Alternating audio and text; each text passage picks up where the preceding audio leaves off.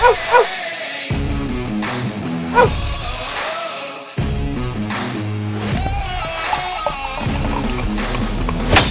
to another edition of the Dogger Pass podcast. This for UFC St. Louis. Producer Megan's on the sticks. Cody Saftik is on the line.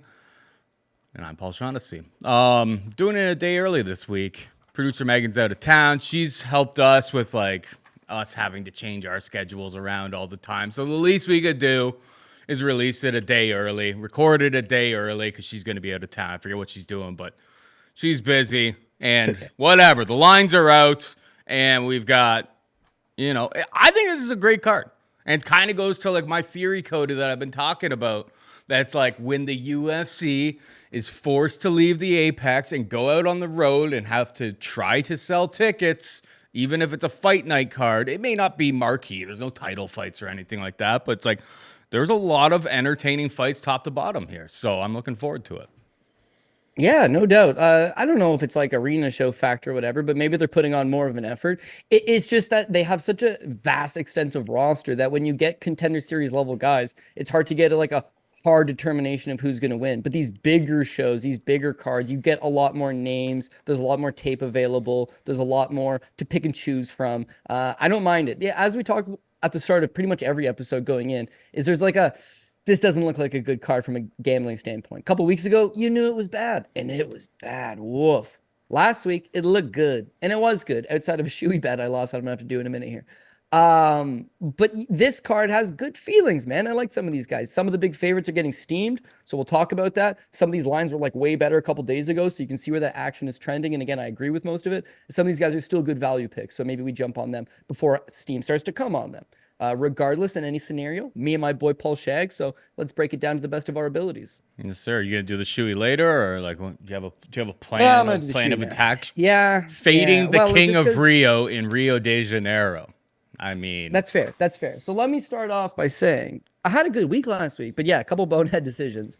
One of those bonehead decisions would be going against the king of Rio in Rio. So I could have taken the coward's way out, like Paul Shag, and had a little plastic boot. Very safe, sanitary, probably washes it at the end of every episode. Gone through, oh, sorry, Jose Aldo, but I'm an idiot. I'm going to get the great Jose Aldo in Rio. Idiot. So, brought out the dirty boot. You always bring up the dirty boot, Paul. No wrestling shoe that's why spill all over me. No cross-country running shoe that's got vents on the side that's going to spill all over me. This will still spill all over me. But, got to go with the dirty farm boot. So, you win, Paul. Hopefully I can get one over on you the next one. And the over-under was the move on that. But again, I planted my stance firm that Martinez would outwork him, and it definitely did not happen. I mean, Aldo probably could have finished him at the end of round 3 there. But the over 2.5 would have still cashed. Over 2.5 would have still cashed. But yeah, with 2 minutes left, when he went for the takedown, just holds top control. It's I feel like that was almost a little bit of a sympathy. Sorry, kid, this was not the moment for you. You weren't ready for this. Aldo looked good at the weigh-ins, which made me feel even better about it. The whole time, I'm Cody's going to be drinking out of that barn boot. It's going to be glorious. But yeah, that's why you get the minus 150 on it, bro. That's you drink out of something like that. You get the juice, and I drink out of a Child's Rain boot, and I get the plus 130s. That's fair. It's waterproof at least. I see that on the side. Yeah, for the time being, the longer you leave it in there. See, again, this is the problem I have every time. You pour it, and then, listen, I'm not a bartender at a pub with a nice fancy glass. It's all foam. I wish I could show it to you. I just don't want to spill it everywhere. It's all foam. Then I try to drink it. I get foamed out. I look like an idiot. Not that I would be good at shoeys anyways. Paul's actually good at them, although he's drinking seltzer, which is not foamy. So, cheater as far as I'm concerned, but yeah, just give me a second to settle the foam down. I'll tell you what, why don't you kick off our main event and give me your take on it, and then I'm in the game. All right, but we got to see you do the shoey. Yeah. As you're talking, I'm going to do shoey. Unless Megan won't change the shot. She's the people want to see the shoey, I would imagine. Yeah, leave it on the wide shot. All right, main event, we got Derrick, the Black Beast Lewis, taking on Rodrigo Nascimento, minus 150 for the Black Beast, Derrick Lewis. Rodrigo Nascimento can be had for plus 130. I mean, pretty standard type of, heavyweight matchup here. You've got Nascimento, who's not horrible on the feet, but is probably from the opening bell going to be trying to pursue takedowns, get Derrick Lewis, who's got insane power in his hands, down to the ground, try to exploit him there, try to wrestle, try to, tire him out and maybe find a submission. Derrick Lewis has been taken down by some pretty tough guys, top of division guys over the years, though, and he doesn't necessarily have like a technical get-up game, but he just kind of, sometimes when he's just like, I'm going to get up, he just does. He's on a bit of a resurgence right now. Obviously, if he hits you with a clean shot, any man on earth is going down. So I think Lewis chalk here is definitely the play. Like, I think it's Lewis for me. I mean, the thing is, you can't even really chase props here because, like, the books mark these as, like, like Lewis by KO is minus 135. You take 20 cents off of it, I suppose. Obviously, Lewis KO is the way I would go about it, or you take 15 cents or so off of the price. But yeah, obviously, it's safer to take the money line just in case these guys go 5 rounds. But I don't think it's obviously going 5 rounds. Lewis by knockout is my official prediction here. What about you? Yeah, about the same. I agree with you. It's not probable that it's going to go 5 rounds, but their value is not so much different that I would probably just take the money line on that as well. I got Derrick Lewis for much of the same reasons you do. Thing is I think you might be able to get a much better live betting price on this. Lewis, as you mentioned, he gets taken down all the time. He gets grinded on. He gives up early rounds. He's got this wonky get-up game, but he can get up, then he eventually plants you. It's not unusual for him to lose a couple rounds. You go back to that Victor Pesta fight. He's down 2 rounds, knocks him out in the 3rd. You go back to that Shamil Abdurakhimov fight. He loses the first 3 rounds, knocks him out in the 4th. So he is a murderous power puncher, but it's not always like the knockout has to materialize. He may fly at you with a flying knee in the first 10 seconds, Rogerio de Lima style, but that's not an always thing is what I'm getting at. If you told me Derrick Lewis is headlining, 5-round fight, he's headlining another UFC, I'd be like, oh shit. And who's he fighting? He's fighting a 31-year-old Brazilian heavyweight. Oof. Young, Brazilian, prospect. Where is he trained? American top team. Oof. What's his primary style? Grappling. BJJ black belt. Likes to grind up opponents against the cage. Likes to secure takedowns if he can. I am in. Who is it? Rodrigo Nascimento. Oh, I am out. I just don't like him, Paul. Yes, he's young for the heavyweight division, 31 years old. He's no doubt he's going to be making improvements in the environment that he's in, his training situation. I just don't like what he brings to the table, man. It's super slow. It's lethargic. He's not some type of great striker himself. His durability isn't great by no means. Yes, he wants to grab a hold of you and get a whole lot of cage control if need be, but he's not a great grappler. He's not a great wrestler. There's no real tenacity to him and ability to get these guys for long periods.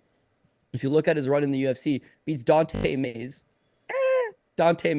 lose to Chris Daukaus, knockout, 45 seconds. So that's obviously problematic. Yeah, it's a heavyweight fight, but Daukaus isn't really that big of a heavyweight. And now you're taking on Derrick Lewis. Like, I don't want to use MMA math where it's like, 45 seconds against Daukaus, Lewis kills him. But again, if you're looking for a guy that is fighting 25 minutes and his style is cling on to the Black Beast for as long as he can, like Lewis really, against anybody, just needs to land 1. Against Nascimento, very much so, needs to land half of 1. And he could put him over. But his fight with Tanner Boser, right? Grinds on Tanner Boser, a 205er with a very limited grappling game, and just stinks out the joint to the tune of a split decision victory, a contentious split decision victory. Then he fights Ilir Latifi. Well, Latifi is just quite simply a better wrestler than him. But another 205 type guy who's near his 40s, if not 40 years old, super slow, trepid pace. He gives up the 2 takedowns and wins a shitty, contentious split decision. And then he rematches Dante Mays. Who's matchmaking for this guy? But they're matchmaking him super soft. So he takes Dante Mays. And in that fight, he gets outstruck 79-70 and goes 0 for 3 in takedowns. So his wrestling's really not good. He's not taking down Mays. He's getting outworked by Mays. Yes, he wins the decision. Yeah, he had about 2.5 minutes of control time up against the cage without physically having to take him down.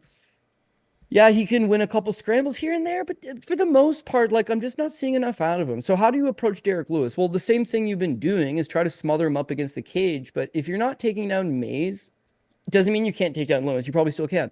But it's not like you're definitely taking down Lewis. Controlling him up against the cage, fine and dandy. But at some point, the crowd's going to start booing and the ref's going to separate it. And in those separations, in those small breakaway moments, in those end of the round, next round starts, is when I think Lewis plants hands on him and does some damage. So Lewis has got weird cardio. He's literally gassed from 2 minutes onward, but he can carry that gasness into fourth and fifth round. He's done it many times. The Volkov fight, another classic example. He's getting his ass kicked, and then he just demos a guy's head off. Those guys are all so much better than Nascimento that I would think that Lewis hits him. But as we both agree, maybe it takes a little bit of time to marinate into some of those later rounds. He's only a short favorite right now, but if he loses the first round by getting taken down, getting mounted, getting out grappled, not the end of the world, right? If you look back at his fight with Jailton Almeida. Jailton Almeida is like the scary beast of the division. He's a high-level BJJ black belt. Everybody he takes down and he gets on top of, he smokes. And he spent like 17 minutes in mount against Lewis, but didn't put him away. So again, it's like Lewis could end up at some bad situations early in this fight. It'll swing the line a little bit. And that's when it's like 3, 4, 5, Derrick Lewis, something's going through, something's connecting. Once they're both tired and the takedowns really aren't coming to fruition, Lewis is just going to connect. So Lewis by knockout, but I would play it safe on the money line as well. Yeah, if it gets into round 4 and both of them look incredibly tired, just kind of forget what you're looking at, right? Because we've seen Derrick Lewis look incredibly tired and still knock dudes' heads off. So just kind of ignore the fact that it's like, oh, I don't want to bet it because, he looks too gassed at this point and he's got taken down, 5 times. Like, that would be the time to enter if that scenario plays out. It's so weird with Lewis. It's like going 5 rounds with Jailton Almeida being controlled for 21 minutes in that fight, but not getting finished, going the full 5-round distance. And then 2 fights before that, Spivak takes him down 6 times in like the first round and then finds a submission.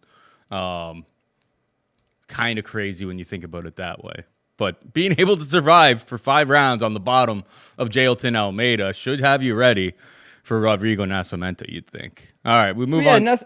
Sorry, last thing. Nascimento is only rocking a 33% takedown accuracy, and the only guy he's taken down more than twice was Tanner Boser, who he took down 3 times. Whereas, as you mentioned with Lewis, like, you can take him down, but like unless you're Daniel Cormier or some shit, like, you'd better take him down 5 or 6 times because he just pushes off your chest and just gets back up. Don't know how he does it, but when he did it against Gabe Gonzaga, who's a high-level BJJ black belt, and couldn't put his hooks in, and Lewis was just like, nope, time for me to get back up. And then Lewis folded him in half. I knew right then, it's like his get-up game is super wonky, but it works for him. So we're on the same page for the main event anyway. All right, co-main event, we got Joaquin Buckley taking on Nursulton Ruziboev, -160 for Buckley, +140 for Ruziboev. Ruziboev coming down to 170 pounds. I mean, this is going to be interesting at the weigh-ins. The guys, seemed enormous at middleweight. He's 6'5". Reach is off the charts long. He's got a good grappling base. He's obviously in Philadelphia training with Joe Pyfer and Petrosky, and they got a decent little crew over there in Philly right now. So I think he's made some improvements since he comes stateside and started training with, UFC level, UFC caliber guys. And obviously the Dumas fight, there was an eye poke there, obviously. People don't really like Dumas, so they weren't too upset about that, I suppose.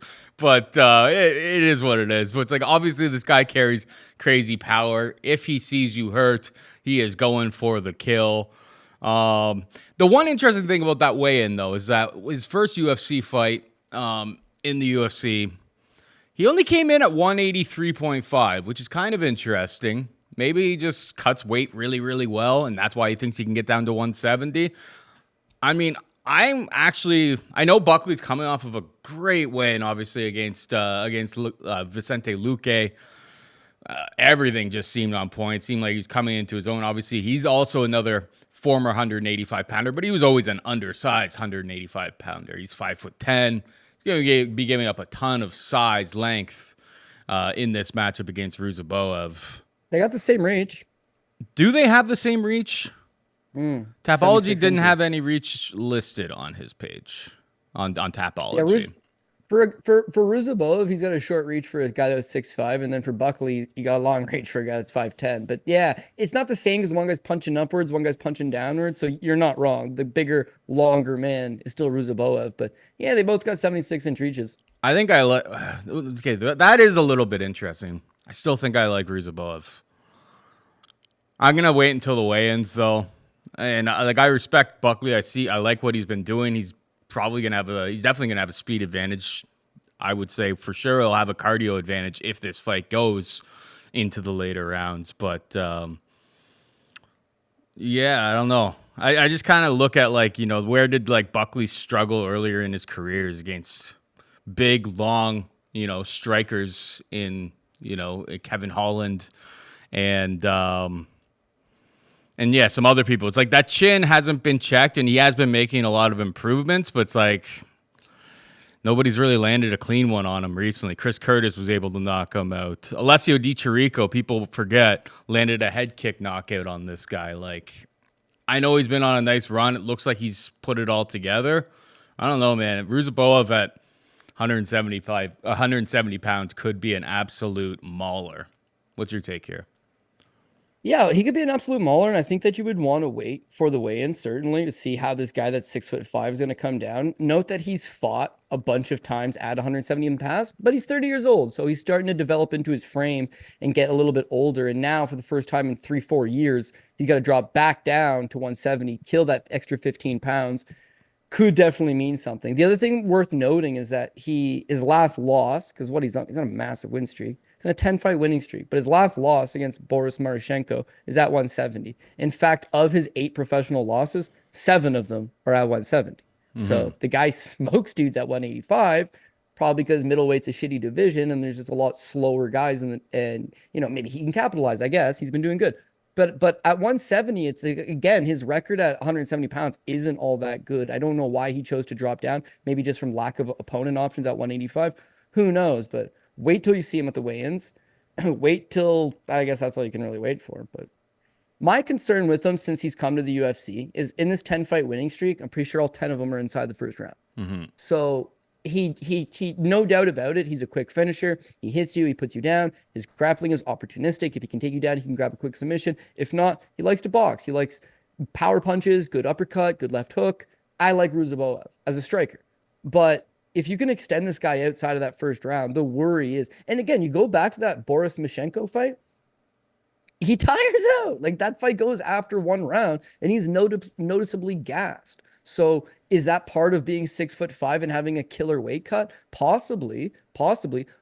Also, you've not gone outside the first round in so long that you're just not apt to it. He's been training in Philadelphia for a while. It's not like a new thing. He's been in Philadelphia for a while. He's a solid fighter. He's got legitimate credentials. The worry is that the longer these fights go, one would have to assume he falls off a cliff. And the second thing being 6'5" at 170 sounds badass. It's so badass. But yet, dude, you're going to be way slower than the rest of the division. And these explosive guys like Buckley that move quick and are in and out quick, yeah, sure, you've got a big jab on you, but you being at the tail end of this lazy jab, he's going to counter it. He's going to figure out the timing and he's going to be able to do something. Taking him down, good game plan. Because Buckley, I think he's a little shaky in the takedown department still. He looked like $1 million against Vicente Luque, who just didn't pose the takedown threat. Should have, did it to RDA, but instead he wanted to stand and bang with Buckley, and it was a bad choice. Ruziboev might mix in that wrestling.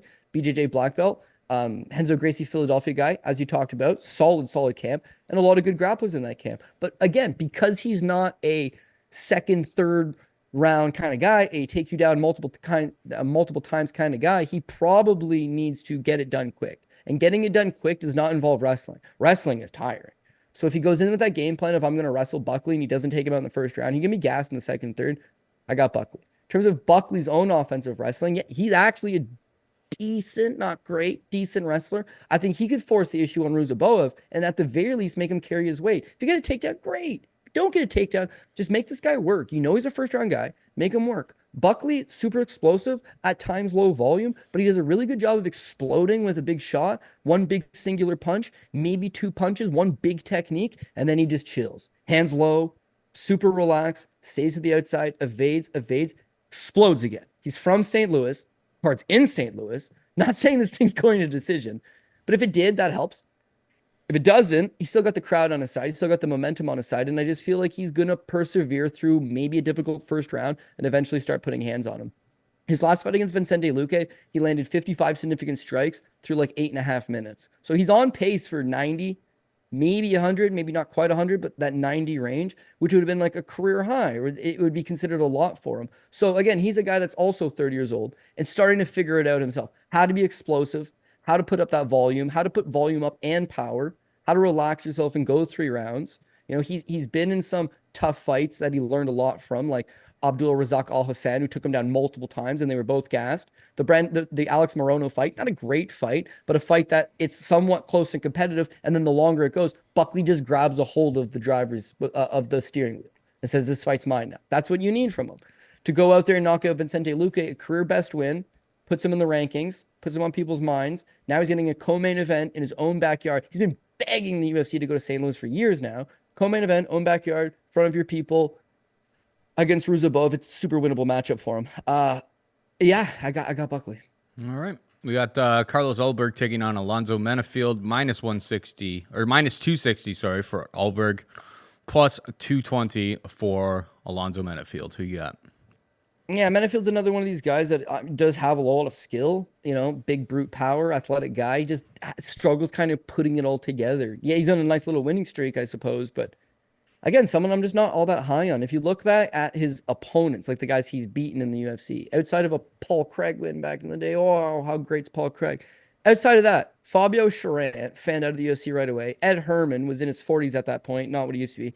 Askar Mazarov, they gave one fight to and realized he had fraudulently, done his record and hadn't even fought most of these people. Caught him right away. Misha Churkinov, never to be seen for ever again. Jimmy Crute retired right afterwards. 2 fights with Jimmy Crute. Second one, he retired right after. And then the Justin Jacoby fight, man, I thought he lost. He got outstruck 93-68. He did score the knockdown. Again, he's a guy that has big power. And if you're looking for the slightly more damaging blows that had that bigger effect, Menifield, sure, but he doesn't have the cardio. He carries way too much muscle. That he doesn't have the cardio to have one of these extended striking battles and these extended type of fights where both guys are going for it and exerting a lot of energy. Justin Jacoby outworked him. That's what he's known to do. This fight with Carlos Ulberg, I don't know that Ulberg is really this war of attrition type guy, but he's shown that his kickboxing is very, very nice. It's getting better. He's super relaxed in there. And that at one point, he throws over 100 significant strikes in a round. And then he realizes, like, that's not the way to do it. The fight since then for Ulberg, again, it's not as if the UFC's matched him up against the toughest guys either. But since the loss to Kenny Njoku, also beats Fabio Charant. And then since then, Tafon Njoku, first round knockout. Nikolai Negamarianu, who's super tough and durable, first round knockout. Ihor Pateria, who people to some extent, I guess, ranked, first round knockout. And that last fight with Da Woon Jung. Again, that's more of what I'm expecting here is you don't necessarily need this first round knockout. In fact, knocking out Menifield in the first round, possible, but not super likely. It's that use your superior kickboxing, your superior volume, stay to the outside. You're fighting in a big cage, not small little apex. Use all the space that you can, move laterally, and just be the better kickboxer. Be a lot more technical than him, which I know he's capable of. For Menifield, he wants to be landing these big shots, but it's way easier said than done. He just got, outpointed, theoretically, against Justin Jacoby, but had landed a couple big shots here and there. Ulberg will present all of the same problems. Now, can he take down Ulberg?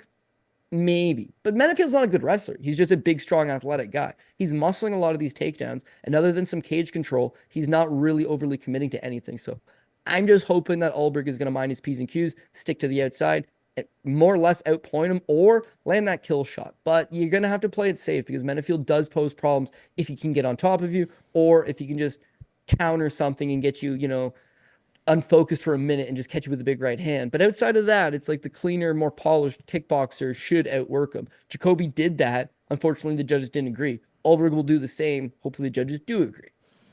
I've been a Menifield backer in a lot of fights, to be perfectly honest, because he's usually the underdog in a lot of these spots. But I'm not gonna back him here, mostly because like Carlos Ulberg, that first fight against Kennedy Njoku, I think it's one of those things that's like he just on the regional scene, it's just like I kill everybody. So he goes out there, he just absolutely just kills his cardio, throws 146 significant strikes in 7.5 minutes. Absolute, basically 100% gets Homer Simpson or by Kennedy. Kennedy takes all of those shots and then basically it's just like nudge him, knocks him over, and game set match. He learned so much from that, and it was kind of frustrating in the Charant fight, watching it and being like, if he really wanted to press here, he could probably get rid of this guy. He's definitely levels above this guy. But it's like he's learning kind of on the job, where it's like he's minding his P's and Q's, only taking what's available to him, conserving that energy, because he learned it's like how bad it can be if you become tired in the UFC. So he learned the hard way in that fight against Kennedy Njoku. And everything that I've seen since then is just improvements, fight to fight. Even having a submission win last time out, which is pretty surprising. Didn't think he had any sort of grappling chops whatsoever. Yeah, there is the risk that Menifield can wrestle him, take him down, control the fight that way. But as you said, not exactly a great wrestler, and he's already a gasser. So it's like if he has to really wrestle and fight for those positions, he's just going to gas himself even harder. Yeah, trust me. As a guy who bets Menifield all the time, I know about the Menifield effect. Like the Jimmy Crute fight where he was absolutely crushing, wasn't able to put Crute away, and then, gets 10-8'd in round 3 because he's so gassed and just, or was there a point deduction? Either way, it was a point deduction because he held the fence because he was so damn tired. And it's like, it was one of those things. It's like, it probably would have been a 10-8 if he didn't grab the fence anyway. Like, it was one of those types of situations. But yeah, no, I like Ulberg here. I think Ulberg is the rightful favorite at minus 260, to be perfectly honest. Should be able to style on him at range, and who knows what else he's added to his bag of tricks. He's obviously a talented athlete. Biggest favorite on the card up next, we got Mateusz Rebecki taking on Diego Ferreira. Mateusz Rebecki is a minus 400 favorite. Ferreira can be at for plus 330. Your thoughts? Yeah, so Rebecki's one of these guys that I jumped on a few days ago at a much better price, but you can see the market trending in his direction, and I can't say I disagree with it. We're going with a lot more of just like youthfulness on this. Carlos Diego Ferreira, at one time was a legitimate contender. I don't think I would say top 5 contender, but most definitely a top 10 contender. But that's a few years ago. He's a 3rd degree BJJ black belt. His grappling is tight. His striking, he just like wings bombs, but it works for him. It works for him because he creates these crazy scrambles. He wings these overhand rights, touches up his opponent, causes them to make a mistake, and either he catches you, he's got some decent power when he throws that hot, or creates a scramble, maybe gets the fight to the ground. And when the fight is on the ground, that's where he thrives. If you want to wrestle this guy, which is the path of victory against him, all of the guys that have beaten him have followed the exact same path. I expect Rebecki to follow the exact same path. If you're going to just wrestle F him, you better watch out, dude, because he's super crafty. He's constantly scrambling. He's constantly making you work. But as you've seen the progression of his career, because he works that hard and he's that frantic and he gives 100% every time out, his cardio just does not last. And as you start fighting better and better guys, these guys are better wrestlers than you. They got better, peak physicality. They're strong. And they can avoid those submission attempts. You're just doing so much work. He tires out, and him tiring out is the main problem. If you look at all of his losses, they're pretty much basically the same path to victory. Mateusz Gamrot takes him down 4 times. He eventually said he hurt his rib up against the cage, but that was just a dog on a bone from Mateusz Gamrot, who just consistently took him down, weighed on him, made him work. Ferreira throws up everything he's got in the first round, minute into the second round, and then it's just like the fight's not going his way. He's working too hard. He's up against the cage and he complains, "I hurt my rib." That's a tough way to go out because I know he's not faking it. He's a badass. But at this point, he's like a 37-year-old badass who's tired of fighting these kind of guys. That game plan from a Polish, wrestling, strong, stout guy, 31 years old at the time, Mateusz Gamrot, is the same thing I'm expecting out of Rebecki. A strong, 31-year-old, hard-nosed Polish grappler. But beyond that, the fight before that with Gregor Gillespie, it's much of the same. Gregor Gillespie tires him out, takes him down, stays out of all of his submission threats, and then once it's like he's tired and he's not looking for a way out, but he becomes vulnerable, Gillespie puts him away. Beneil Dariush, the rematch. The first time he fought Beneil, right? It was a hell of a fight, man. God damn. But he did get taken down 3 times. The second time, he talks about how much he shored up his game. Beneil Dariush ain't the same guy he used to be. He gives up 5 takedowns in the Beneil Dariush fight, ends up losing a decision. That was a good version of him in 2021. This is 3 years later, right? The version versus Gregor Gillespie is not as good. The one versus Mateusz Gamrot wasn't as good. And his last time out against Michael Johnson, if you watch that fight, I mean, they're just throwing heaters. And he clips Michael Johnson. Dope. Michael Johnson's known to kind of lose fights the later they go. And again, it's just a crazy wild fight. So I love him. If you're a fight fan, which we all are, and you're watching fights for the entertainment standpoint, Carlos Diego Ferreira is your guy. Never in a bad fight. But at this point, 39 years old, coming off a bit of a layoff, hasn't been super active, 1-3 in his last 4 fights. There's limitations there.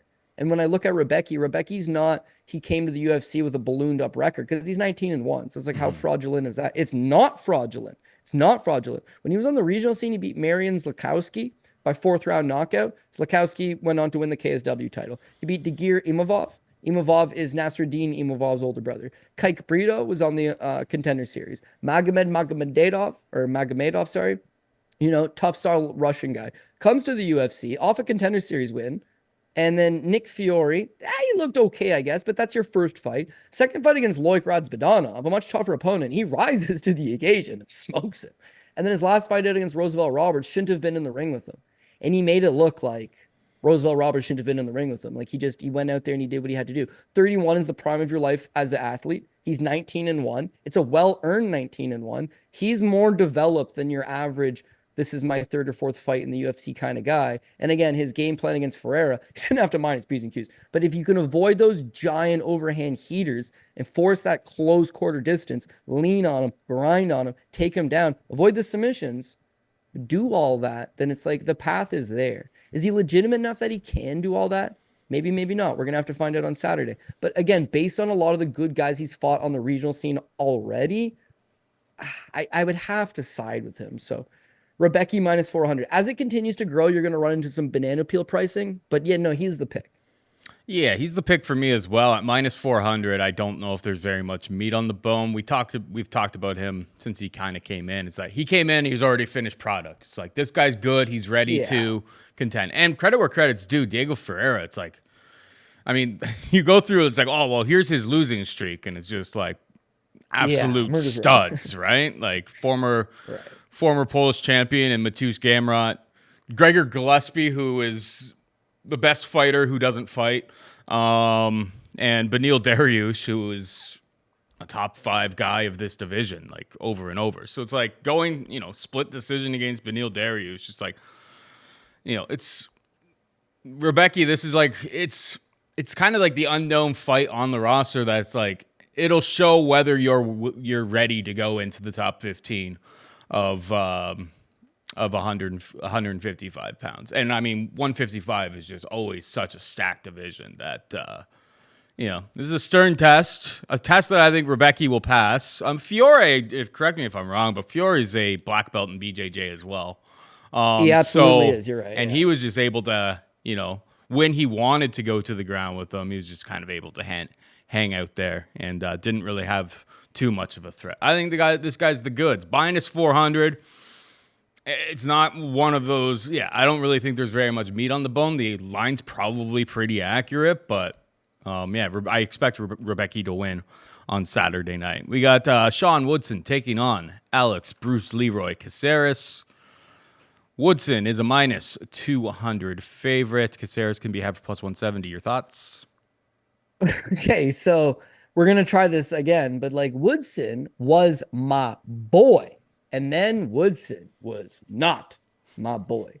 And now Woodson, my boy again. I don't know, man. Like he's inconsistent. I'm inconsistent with him, but just the whole rundown on the contender series against Terrance McKinney. That's a tough fight for a contender series fight. He gets taken down a bunch in the first round. Second round, he shows you how he's 6'2" at 145 pounds. Like just step in knee, blows McKinney's face off. Awesome. I like this guy. Fight with Kyle Bochniak. It's like stays to the outside. He has an amateur boxing background, and you'll see that. A lot of southpaw work, a lot of switch stance work, nasty with his jab, uses every bit of his length, tons of volume, decent cardio. Woodson, my guy.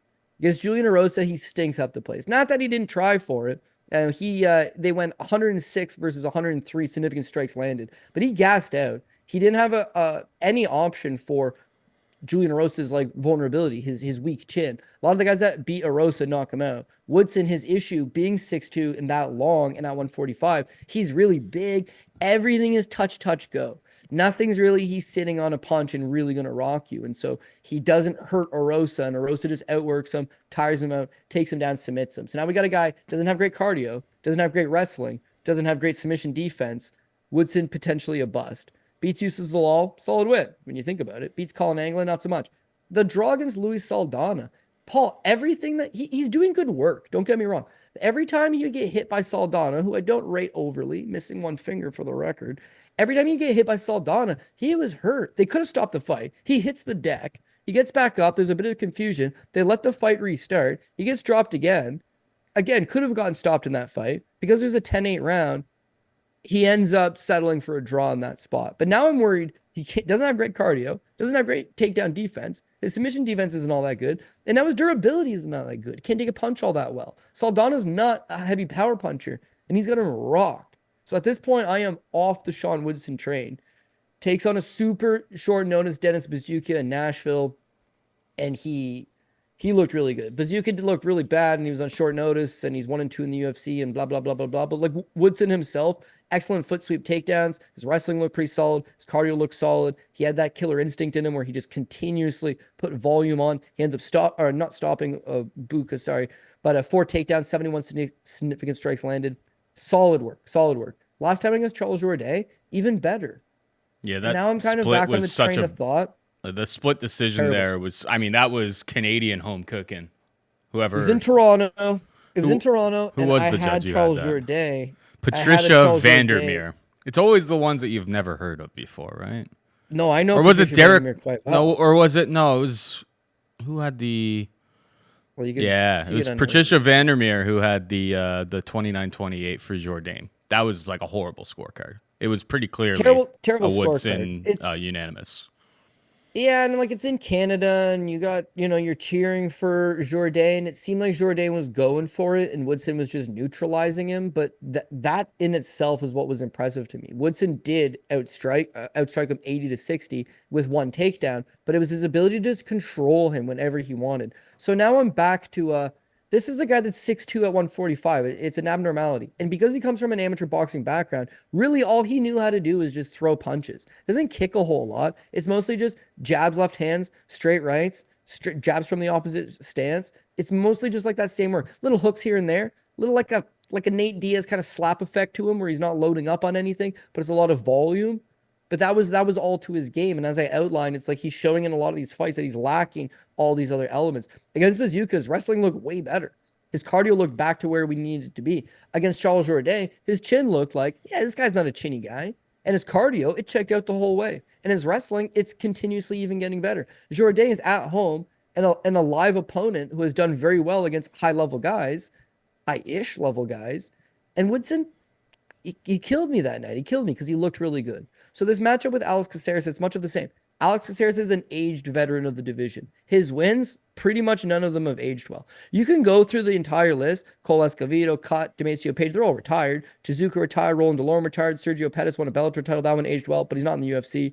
Masio Follin retired, Cole Miller retired. Rolando D fights in random ass organizations and loses in like the Philippines. Martin Bravo, I believe, is retired. Steven Peterson, would that be considered a big win? Chase Hooper, that one aged well, but he's like 19 at the time. Austin Springer, Kevin Kroom, Sungwoo Choi. Rosa, Pineda. Those are not that bad. Well, competitive against Giga Chikadze. Yeah, that's where it's like that stage of his career as he's this age-savvy veteran that lacks these big wins. It's like he's got 20-plus fights under the banner. He's got tenure under the UFC promotional banner. He's been with them for over a decade. So he's super crafty. What does he do exceptionally well? Nothing in particular. Is that he has high ring IQ, he knows what he's doing in a fight, and he knows to play to the best of his positions. Against a guy like Julian Erosa is chinny, so he plants a head kick lopside, his head knocks him out. That's a solid win, no doubt about it. But knocking out Julian Erosa is one thing. Many guys have done it. Knocking out Sean Woodson, although possible, it's going to be a lot tougher, man. Taking Woodson down, that would be the path of victory. But with Bruce Leroy, it's like he's largely struggled with taking down opponents throughout his career. His jiu-jitsu way better than Woodson's. Black belt, high-level black belt. Could he, in theory, hit a duck around, slink up to the back, throw a body triangle in, and just control the whole round from a backpack position and win it? Yes. Can he do that for 2 rounds? Quite possibly, yeah. If he doesn't do that, if he decides to have a fight, if he decides to throw down, again, Woodson's from St. Louis. So the crowd's going to be behind him. The judges should, in theory, to some extent, be behind him. And if you're looking for damage over control, which, Steve Erceg fans will be crying to you is not the case, I think that more damage would be coming from Sean Woodson. But as I'm getting ready to bet him, I'm thinking that could be an apple pie situation because I haven't had a whole lot. When I think he's going to be good, he's not. When I think he's not going to be great, he is pretty good. And Bruce Leroy is a veteran, savvy opponent. Don't know. For right now, I'm going Woodson. Will that change by weigh-ins? Don't know. Will that change by the times I lock in my picks? Not 100% sure. But there's some other dogs elsewhere on the card that I liked better than Bruce Leroy. So I eventually did end up settling with a Sean Woodson pick. Yeah, I think it's a dogger pass situation. And right now, I don't have too much of an appetite to lay money on Alex Caceres, but I could see the volume being relatively close. Like, you go back to that Pineda fight with Woodson. It's like he got out volumed in that fight. It's like who's to say that Caceres couldn't fight that similar type of fight against him? I mean, if we're gonna play MMA math, they both fought Julian Erosa. Caceres knocked him clean out, and Woodson, knocked him down, but then got subbed in round 3. Now, I think Woodson's made a lot of improvements. He is 4 years younger. I guess he's in front of his hometown crowd in St. Louis, so maybe he has a little bit of an edge in terms of the crowd noise and everything like that as well. I get it. But I'm not willing to lay minus 200 on him, to be perfectly honest, against a seasoned veteran who I think they're going to hang out in the field. I think it's one of those things. It's like, I think this is going to be like a very, very competitive 3-round affair between the two of them. And if you're going to give me plus 170, I'm going to take the plus 170 there on the underdog. But yeah, not one that, like, I don't really have too much of an appetite to bet Alex Caceres. We'll see how the rest of the week shakes out. I'm sure, like, if Woodson steps on the scales and, like, misses weight or, like, looks, like, horrible or something, that's, like, the kind of thing that may tip the balance to me actually pulling the trigger on Friday morning. But for right now, it's going to be a pass, but Caceres is the pick. We got Robelis Despaigne taking on Waldo Cortes-Acosta. Despaigne, a minus 205 favorite. Waldo can be had for plus 175. We said last time out, we're like, Robelis, it's like, we have no idea, like, what to expect from this guy. We know he's like a crazy, crazy powerful kickboxer. We know he can probably knock out anybody on any given night if he lands the right strike. He seems incredibly wild. He never has gotten out of the first round. And then we're like, we may be able to learn something against Josh Parisian. And nope, we learned nothing about him. 18 seconds in, knocks him out. And the mystery is still here right now. Now, credit where credit's due. Waldo hasn't been knocked out, at least in MMA. He has been knocked out twice in boxing, I believe, or like maybe on the amateurs earlier in his career. Here's the thing, is that I am looking for somebody to fade Despaigne with, but Waldo hasn't showed me a grappling game. I want someone who can, like, shoot a double, get a takedown. I am scared enough that I don't plan on playing Robelis money line, but I've been playing his under, which is pretty much matched with it, under 1.5, which is a juicy under 1.5. But I mean, this guy's never been out of the first round. If Waldo wins, I can see him extending this fight. Under 1.5 is minus 200. I parlayed that with some other, pretty juicy totals down the page here. But yeah, I feel like the under 1.5 is probably Robelis. Is his money line is pretty much in tow with that. Like, he either knocks Waldo out or he gets exposed in this spot. So Robelis will be the pick, but I think under 1.5, because under 1.5 also covers your bases if, like, this guy has zero grappling capabilities, and even Waldo, who hasn't shown any grappling, has just, like, done some grappling in the gym and is, like, able to take him down and find a submission. Like, if this fight goes to the mat, I have no idea what we can expect from Robelis Despaigne. So, yeah, under 1.5, I think, is the best way to attack this fight. What about you? Yeah, under 1.5 seems reasonable just because, yeah, Robelis, he just finishes people so goddamn fast. He'd never been out of the first round, and that was his first fight. His first fight went 4 minutes and 54 seconds. His second fight was 12 seconds. His third fight was 3 seconds. His fourth fight was 4 seconds. And his fifth fight was 18 seconds. So outside of that first fight, which for the record was 2 years ago, yeah, he hasn't even gone out of 20 seconds. So you're right. Is his cardio going to hold up? We're not entirely sure. Is his durability good? Well, we've never seen him hit. Is his submission grappling any good? Really couldn't tell you. Is his submission defense, his takedown defense, his heart, any of that? I don't know. But yeah, he's an Olympian in Taekwondo. He's like super high level Taekwondo. He's done everything you can in the sport of Taekwondo. Yeah, if he boots a guy in the head, they're going down. He's got big power. He's 6'7" with an 84-inch reach. I think he's longest reach in UFC history. It's like half an inch longer than John Jones's reach, which was the previous UFC record. So yeah, he's very long. He can generate a whole lot of power, and he's not some putz. He has a legitimate black belt in a traditional martial arts, but one that involves booting people upside the head, and he's very good at it. In that regard, yes, he can knock guys out. Waldo Cortes, this is great matchmaking. He's a boxer, man. He's straight up, super flat-footed, likes to just jab, not a big power puncher, more of a volume guy. You mentioned that he's never been knocked out in MMA. Fair. Has been knocked out 3 times in boxing. But in boxing, like, he lost his pro debut in 2017 to this Adam Stewart. Adam Stewart's 15-1 right now, has nine knockout wins. His fight with Kingsley eBay, right? He got TKO'd by eBay. eBay, I think, is 12-0 with 9 knockout wins. 12-1, sorry, with 9 knockout wins. And then the last time he put up the gloves, he fought this Sonny Cotto, and he got knocked out by Sonny Cotto. Sonny Cotto's 12-0 right now with 10 knockout wins. So he wasn't fighting nobodies in boxing. He was getting brought in as the B-side to get his ass kicked by these generally undefeated prospects who did end up beating him up.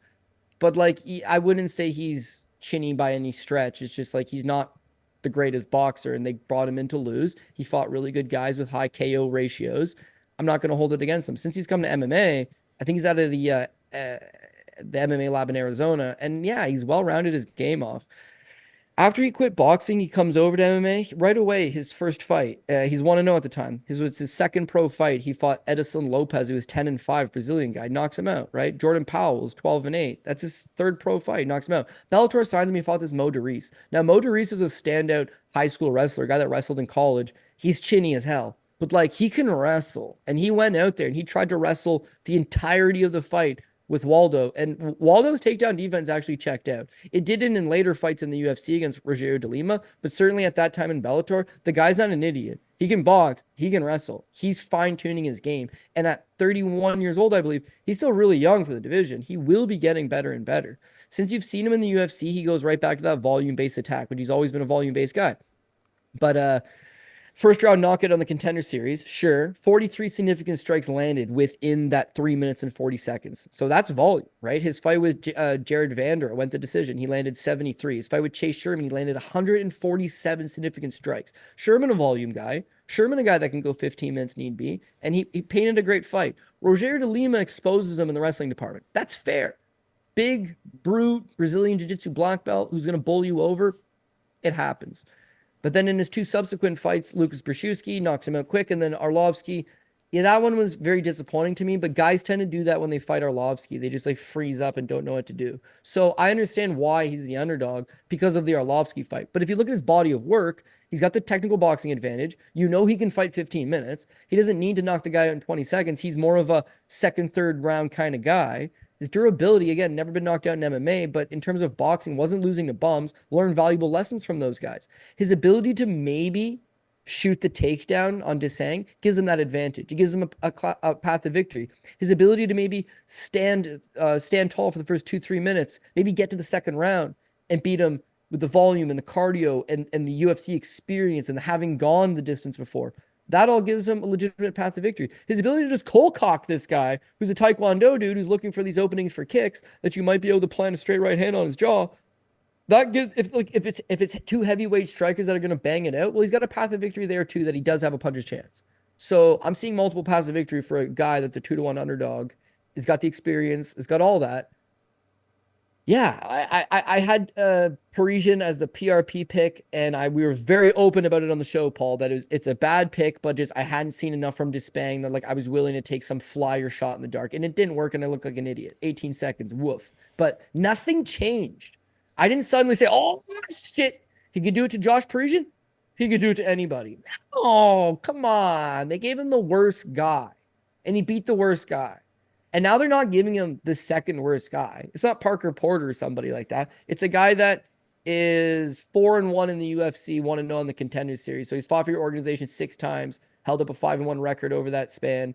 beat Andrei Arlovski, beat Lucas Brzezinski, beat Chase Sherman. Not terrible wins. Only lost to a guy that, when he's on, he's on. I'll give him that.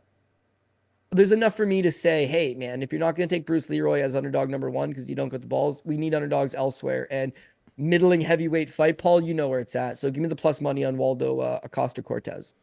Just saying, you may look stupid again here. You want to take a 2-1 shooting bet? No, I don't actually. That's what No, this guy's your boy. No, he's not. I picked him. But I'm not even betting his money line. I took the under because I'm like, he may be a complete putz with like zero skill outside of landing absolute bombs, which are pretty much 100% his path to victory. Does he even trade at Kill Cliff? He was training at like some other like crazy gym down there before his UFC debut, I thought. Yeah, he was Kill Cliff for a while. They got like that Cuban connection. They got a bunch of Cuban guys on the team. Good on them. Superior athletes. And the fact that he's 35 is not worrisome because he's heavyweight and he's Cuban. So he's got like 10 more years ahead of him. But it's like, to me, it's a little like too much too soon. Like there was so much easier matchups available, I would believe, than this. But because he's 35 and because he wants money and because he's got a human highlight reel behind him, just like tons of crazy KOs, they're not going to give him the easy path. They give him a striker, give him that striker versus striker. They give him a favor, but they're not looking to move him up 3, 4, 5 fights in the UFC. They're looking to leapfrog this guy and get him into a meaningful fight soon time. So to me, it's like there was better fights available that would have helped him. You can't just go from like 20-second, 5-second, 4-second to fighting a fight that might go 15 minutes against a guy that's credible enough, 4-1 in the organization. As far as dog picks goes, he makes sense for me. In terms of gyms, it looks like he's at MMA Temple, which is with Alex Nicholson and all those guys in Orlando. So it's in Orlando, which would be a bad move. But is Alex Nicholson not at... I mean, I'm looking at MMA Temple's Instagram right now, and there's a picture from April 27th, so 10 days ago, of Nicholson and Robelis, with their fists up, being like, "Hey, we're getting ready." Rebranded, or it's a totally different gym? I don't know. I thought Nicholson and his old man owned some points in Fusion XL, which, by the way, no slam to them. But like, if you were to go to South Florida and you didn't end up at American Top Team, Kill Cliff FC, MMA Masters, the Goat Shed, and you ended up in a strip mall in Orlando, like, I don't know what to tell you, dude. I don't know what to tell. I really Especially don't. when you're 6'7" and have the longest reach in UFC history, right? It's just like nobody else wants you. Weird. I have no idea about this guy, right? Like, he could be an absolute, like, at least when like Ngannou was coming up the ranks, it's like you'd seen some flashes. He had a submission win on the regional scene before he got to this level. So it's like you knew that like some of the game was rounding out. It's like training with like Alex Nicholson and Mike Perry in Orlando leads me to believe like you probably don't do sprawl training on a day-to-day basis, and you just because Rodolfo Vieira and Jacare Souza, they're both down there, and Phil, what's the big Fresh Prince gangly guy, always loses in the UFC. Phil Rowe. Phil Rowe. Yeah, they're all down there, and they're good grapplers. Okay. Phil Rowe's black belt. It's not a bad gym down there then. It's a good group of guys that it's like Jacare's in his 40s and done, right? And Rodolfo's in his late 30s and not done, but like conceivably he's not one of the guys that gives you hard rounds every day in the gym. He is an older guy that trains probably on his own schedule. And Phil Rowe, I don't know. When he's doing jiu-jitsu, he's pretty good at jiu-jitsu. When he's doing MMA, it's just like he can't blend his size and his physicality and all these things together. But there's no like those bodies of hungry up-and-comers and these guys that are going to push you. Do you think Mike Perry's coming to the gym every day and getting quality rounds in with guys? Nah, he probably shows up. I wouldn't say shows up once a week and spars, but it's probably not far off from that. Like he probably does the strength and conditioning training. He has a boxing coach that he works some mitts with, and he spars once a week. But you as a fighter in the gym are not benefiting from that. You're really not. You got to get in these hungry camps that when I interview fighters and it's like, who are some of the guys that got you ready? They're not talking, Dustin Poirier got me ready for this fight. No. It's some guy from the gym you've never heard of that comes in twice a day and comes in on Sunday and just gets you rounds in. Those are like the unheralded heroes, so to speak. So the bigger the gym, the more of those guys that are available. And not saying you can't win from a smaller gym. You absolutely can. And not saying your coaches aren't as good. You might have the best coach in the world. But if you're getting ready for a fight and you got nobody in the gym in your weight class pushing you, if you're one of the big dogs in the gym and you're not getting those quality I quit halfway through one of those rounds and everybody was watching and I had to persevere. If you're not getting that, then you're going to fold at some point in the UFC. Biggest regret from last week. Last week was a great week from a financial standpoint. Biggest regret from last week is that I identified all the elements for why Vitor Petrino was going to shit in the apple pie, why he was fraudulent, why he was a cherry, just rumping and plump for the pick and pull. And I didn't do it. It's like shit. But at least we can recognize whereas these guys have taken a flawed path to where they are. And we gotta avoid those guys. So I'm not saying that Robelis Despaigne is at a flawed path, but he goes from high level Taekwondo to behind the 8 ball in MMA, and not like Israel Adesanya fought a bunch, then made the UFC and worked his way up. Yeah. Ferreira was already this super gangster, and he fought some meaningful fights, and he worked his way up. But you see these random ass guys that they'll sign from time to time where they're like, oh, he has a win over Pereira, or he has a win over Izzy, or he has a win over some great kickboxing guy, but he's only been doing MMA for 2 years, and it ain't really for him. You'll see it a bunch. You'll always see it. So Despaigne, again, he could be the next big thing, but he's going to have to prove it first. Until then, can't do it. And if you give me even money, it's like, oh, I'm tempted because maybe he is the next big thing. But he's a 2-1 favorite. Oh, let him prove it first. I'm going to fade him and take the dog pick here. Yeah. I mean, you go through his you go through his Instagram, you go through his gym's Instagram. On the gym's Instagram, there are videos of people grappling, but he is nowhere in sight. And then literally the only people that you see him like with are literally Alex Nicholson. Nicholson seems to be his main training partner. He's just hitting pads. He's punching tires in one spot here. They're measuring his arms. He's got his arms out. They're like, wow, look how long his reach is. There is no sign of this guy ever doing sprawl training. So it's a big, huge mystery. And the only reason why, I like the under 1.5. That's how I'm playing it. No real interest in playing his money line, but man, I wish I just knew that like Waldo could like offensively wrestle just a little bit. Then I would take that path, but haven't really seen it. You might see it for the first time on side. Hopefully Waldo gets a first round sub. I'll be happy. Yeah. If you can defensively wrestle, you can offensively wrestle, but he's using his wrestling to keep the fight standing where he wants to strike. Mm-hmm. But this could be one of those scenarios where you might not want to strike. But again, listen, he's the master of his own destiny. He's just going to have to show up with the right game plan come Saturday. 100%. All right, moving on down. We got Viacheslav Borshchev taking on Chase Hooper. Borshchev's a minus 150 favorite. Hooper can be had for plus 130. You know, Hooper had a bit of a rough go. 145. He was taking a lot of damage. Biggest struggle with him has always been takedown, his ability to get takedowns. If he gets you to the mat, he's got super, super slick grappling, good submissions. But the struggle has always been getting it down to the mat.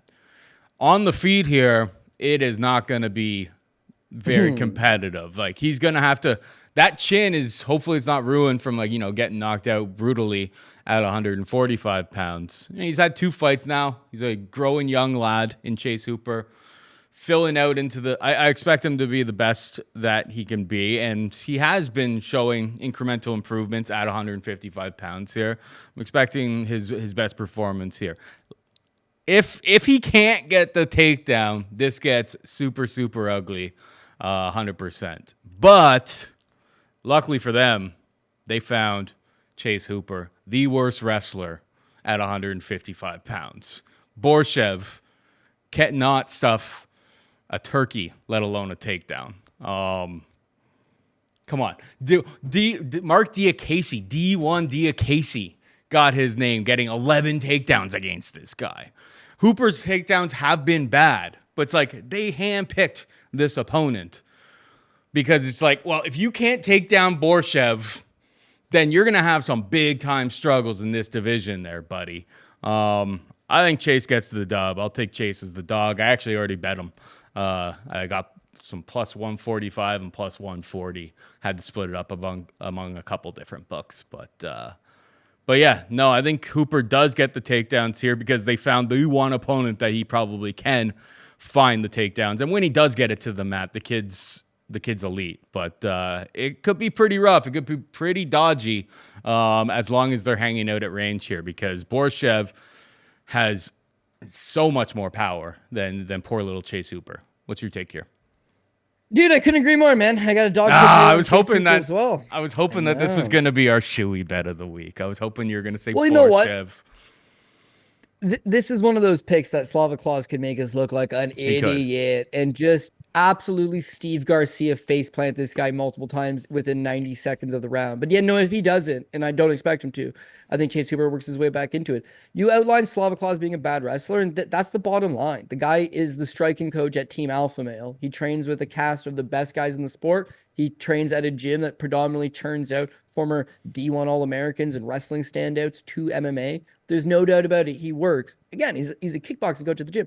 There's no doubt about it. This guy works his wrestling with the creme de la creme on the day-to-day. And it just doesn't make a goddamn difference. When he was on the Contender Series, he fought Chris Duncan, who is a banger from Scotland at that time. Duncan takes him down twice on 3 attempts. Then his UFC debut against Dakota Bush, but he got taken down twice on 3 attempts. Mark Diakase puts up 11. God damn. Mike Davis puts up 9. So now he got taken down 20 times in 2 fights consecutively. Like 11 once and 9 the next time out. Outrageous. Now he knocks out Mahashad, who, not a wrestler at all. Not a wrestler at all. Fairly one-dimensional striker, kind of flat-footed, loves that overhand shot. But yeah, not someone that's going to wrestle him. Borshchev fights those guys, he can really open up. He can really strike. He can really let his hands go, and he will mess you up. You need to wrestle him. So that fight with Nazim Sadikov his last time out. Sadikov is a training partner of Rob Davashvili. He's a training partner of Aljamain Sterling. He's a training partner of all these great guys. He can wrestle. He can grind. The battle there would be put up damage versus give up those takedowns. It's like a close fight. Ends up being a majority draw. Borshchev, you could have stopped the fight. He was like way out, but he's taken a lot of damage in his kickboxing career prior to even coming to MMA. And you see how reckless he is in the pocket and how, and they say, don't hook with a hooker. That's the boxing joke, which is like, don't sit in the pockets and throw wild hooks with a guy he's a hooker. He's got good hooks. Borshchev hooks in the pocket on the reg.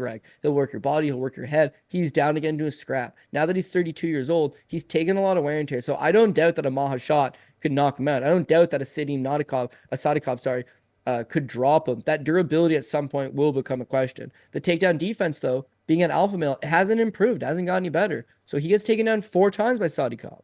Now he'd be rocking a 35% takedown defense in the UFC. He's given up 28 takedowns in his 6 fights in the organization. You're right, dude. It's there for the taking. And Chase Hooper is not an idiot. He's not going to be looking to stand with Borshchev. He's going to look to take him down. He only has like a 20% takedown accuracy, but he's willing to throw a bunch of takedowns. So his Nick Fury fight, he got 1 of 10. But buddy, with that 1, he goes to work. Like once he gets on top of you, you're going to have some problems. And that's where I think Chase Hooper will have success. He probably gets beat up a little bit early. He probably has to find his opening. He has to force some crazy scramble. At some point, he does get this fight to the ground. Once he gets this fight to the ground, he styles on. Now, you can't just shit on Borshchev. So why are we betting on Hooper? We're betting on Hooper because, take it from me, right? I've match made for many, many years. I've been to just a zillion shows. I've been all over the continent for fights. You can see when you're watching an amateur fight, you can see when you're watching a regional pro fight, it's a good fight. The guy's a fun fighter, but like world class when you see world class. This guy is a legitimate prospect when you see, at least there's something there. Guys like Dana and his staff, they know what they're looking at. Now, it might be a Stage North cut where it's like he's got all the skill in the world, but he doesn't put it together. But he did have all the skill in the world. They can see that. With Hooper, they didn't just sign him as an 18-year-old for no reason. This kid's 6'1", fighting at 145 at the time, is got solid BJJ. I think he won an IBJJF World Championship in Gi Jiu-Jitsu, but he's just like a young kid. Hasn't figured it quite out. They don't bring him right to the UFC. They give him a developmental contract, and they bring him up slowly. And 145 for his frame, probably not for him. He wins a couple nice fights. Luis Gomez, Daniel Tamor. Had a couple bad fights, don't get me wrong, but what I liked about him was even at 145, where he just is not all that good, he's still only 20 years old, Paul. He's still super young. He's fighting at a weight class he hasn't quite figured out, and when he does win, it's always mad perseverance. Like, if he doesn't have the athleticism and the strength and all this and that, the kid's got heart.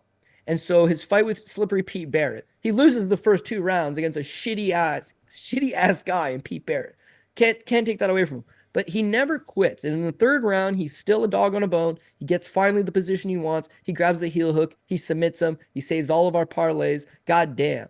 But he's down 2 rounds and he comes right back. His fight with Felipe Colares, it is a drag him out war. It's a war in which his opponent, a strong Brazilian guy with legitimate grappling, completely gets tired out, gassed out. Hooper never goes anywhere. He mauls on him. And then he gets smoked by Steve Garcia. It's an all-time bad look. But Garcia is the most unassuming power puncher of the division. He knocks out a lot of people. And Hooper got dropped 3 times in that fight. Like, he hit the deck, he got back up, he hit the deck, he got back up, he hit the deck. They mercy waved it off. But the kid never quit on himself. It's that loss taught him, I think, I need to move up to 55. Now, most people think, oh, I'm losing, I got to move down a weight class. Not true. He's very, very young. He's got a developing frame. He needs to put bulk on. He needs to mass up and get physically stronger. So he takes a little bit of time off. Then he took a grappling match, okay? 1 year, not even 1 year, sorry. 2 months. 2 months after he loses to Steve Garcia. 8 weeks. He grappled Clay Guida in this Fury Pro Grappling 6. He weighed in at 175 pounds for this match with Clay Guida, which is a jiu-jitsu match. 175 he weighed. So this is 8 weeks after his fight with Steve Garcia, which in theory would mean that his walk-around weight's 175. That he was cutting about 30 pounds to make 145 and leaving a ton on the scale, leaving a ton in the gym, leaving a ton in the sauna, like not himself. Beats Clay Guida for the record, calf slicer, less than 4 minutes. His fight with Nick Fiore doesn't start off well, but the kid, unlimited cardio, keeps pushing, looks good at 55, looks strong at 55, looks filled out. 1 for 10 on takedown attempts, yeah, that's not great, but once he got the fight to the ground, he was all volume. He was all pace. And just like the Colares fight, he just breaks this man's will and takes him out late. Doesn't take him out late again, sorry. It's a decision win, but just the later the fight would go, that's where he built his momentum. And then Jordan Levitt, top grappler, who goes out there and chokes out Jordan Levitt in less than a round? Mm-hmm. Paddy Pimblett took it to the second, I'm pretty sure. But what I'm saying is quality victory, looks good. I think 55 is his division. If he gets the fight to the ground, you're in trouble. He actually didn't even get that. No takedowns in that fight.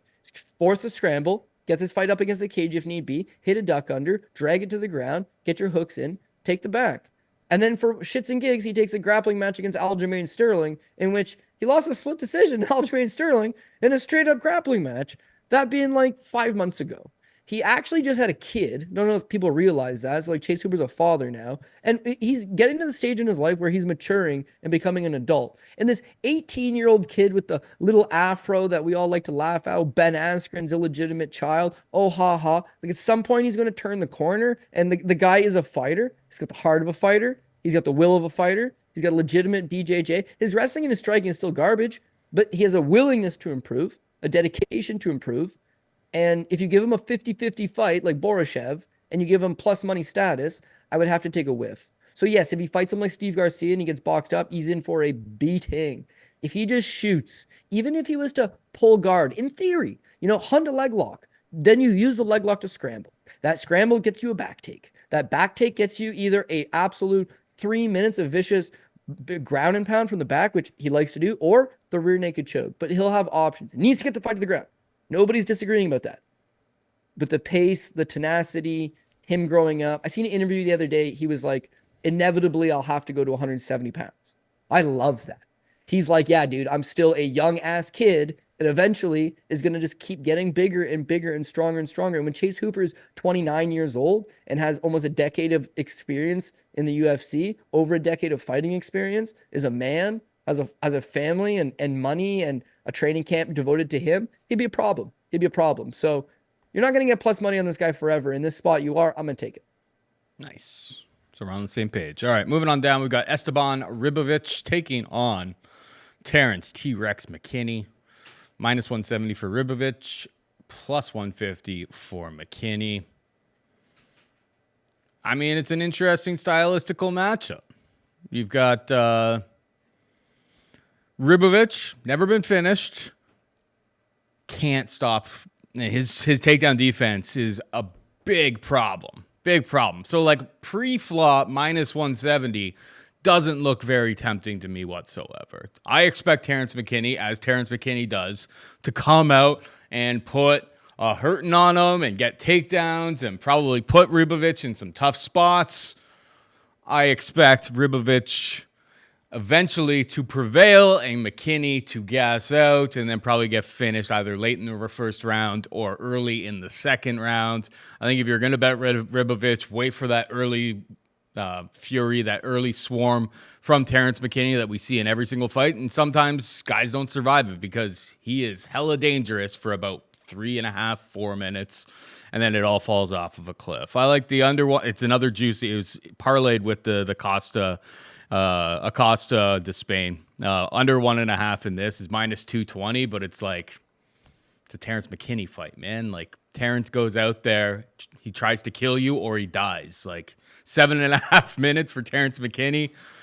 Seems even like which fight was it, like 2 maybe 3 fights ago, where he tried to like seemingly, it was Sadikov, right, where it's like he tried to like, no, he tried to pace himself as Ishmael Bond. I guess no, you're right. Yeah, Sadikov. I think it was Sadikov. He tried to pace himself and he's still gassed out. So it's like if you're in his corner, you're like, you are dangerous, but you just gotta go after people from the hop. I expect him to do, especially when you got a crowd and all of the excitement surrounding that. I expect him to come out super, super hot, but I think Ribovics has shown that's like, he was on his back a whole ton against that Russian dude. Yeah, got taken down 11 times against Loic, who's in some, somewhat tricky positions, was able to get back up. It's going to be dangerous, obviously, early. But yeah, I think Ribovics is a better live bet, and I suppose, the under 1.5 is decent parlay fodder.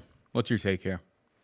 Yeah, I'm honestly thinking it's just better live betting opportunity, and that I expect Terrance McKinney, like Terrance McKinney always does, to likely come out there and put it on him early, take him down, like you said, have just like a massive pace, try to grab that rear naked choke, try to land some huge ground and pound shots, and then if it doesn't materialize, Ribovics takes over. But in that scenario, if he's getting taken down early, which is possible, if he's getting out hustled early, which is possible, you're going to get a much better live price in this -160 range pre-flop. McKinney, very few people beat him in that first round. Like he is a 1-round superstar. And if fights were fought on a 5-minute basis, then this guy would probably be a world champion, man. He looks like he's the goods. He's an explosive wrestler. Again, this guy comes from a wrestling background, college wrestler. The entries to his shots are just very quick, very explosive, takes you to the ground. Once he takes you to the ground, he just puts a beating on you. Stand up, it's not like... Again, he's got the power and he's got the goods. He's got that speed. He's got that ability to just land that big kill shot, but he's not setting anything up particularly. He doesn't have fundamental skills. He doesn't have a nasty jab despite that range that he has. Despite that power he has, he's not looking to set up like a 2-3 combo. He's looking to land giant flying knee, giant overhand right that cooks you, runs up in the pocket while you're hurt, unloads the clip on you, and you tumble over. But if it goes beyond that, we got problems. Now, we talked about it earlier with Despaigne. These guys that are on these runs of quick finishes, you can't trust their cardio, and he's much of the same. He beats Derrick Sanders, quality victory, 16 seconds. Beats his next opponent, tough Brazilian guy, 17 seconds. Michael Azeri, 112 of the first round. Matt Fravola's legit, dude. 7 seconds of the first round. Faraz Ayam, 211 of the first round. Even Eric Gonzalez, 217 of the first round. It's all of those fights that didn't end up finishing in the first 2 minutes. Drew Dober took a beating, and as soon as that beating was finished, he gave McKinney a little taste of his own medicine. McKinney just done.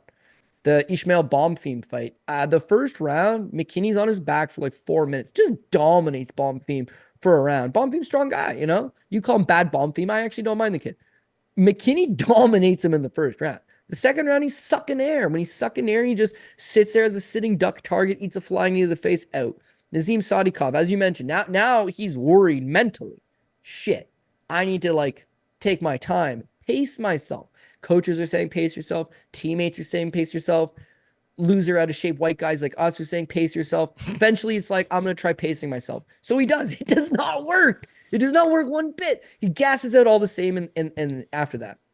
The interesting of note, right after the Sadikov fight, he's like, I shouldn't have listened to all those idiots. I shouldn't have listened to the coaches. I shouldn't have listened to the training pros. I shouldn't have listened to the pundits. I'm an explosive, go for it guy. What got me to the UFC was those quick finishes. The success that I've had in the UFC has been quick finishes. I need to just go to quick finishes. And the UFC, they like the guy enough to be like, and trust me, dude, on a matchmaker's perspective, I could make you, Paul Shaughnessy, I can make you 5-0. I could. Even though you're going to say, oh, dude, I'm not a fighter. I can find guys with no pulse that will show up and we'll roll over. I'd and gas we'll faster lose. than Terrance McKinney, to be perfectly honest. No, you're one punch Paul, dude. You've got he's got 3.5 minutes. You've got 3.5 seconds. But it doesn't matter. You can throw one punch in that 3.5 seconds, and I got guys that you would just absolutely crumple over. I feel bad booking them. But it's cannon fodder to build record. So in his case, they give him Mike Breeden, who I actually don't mind. I like Mike Breeden. But they give him Mike Breeden, and he goes balls to the walls. Forget about the swim home. I'm just going to redline myself and die trying. And he smokes Mike Breeden. Then he gets Brendan Murata, where he just does the same thing. 20 seconds is all it took, but he smokes him.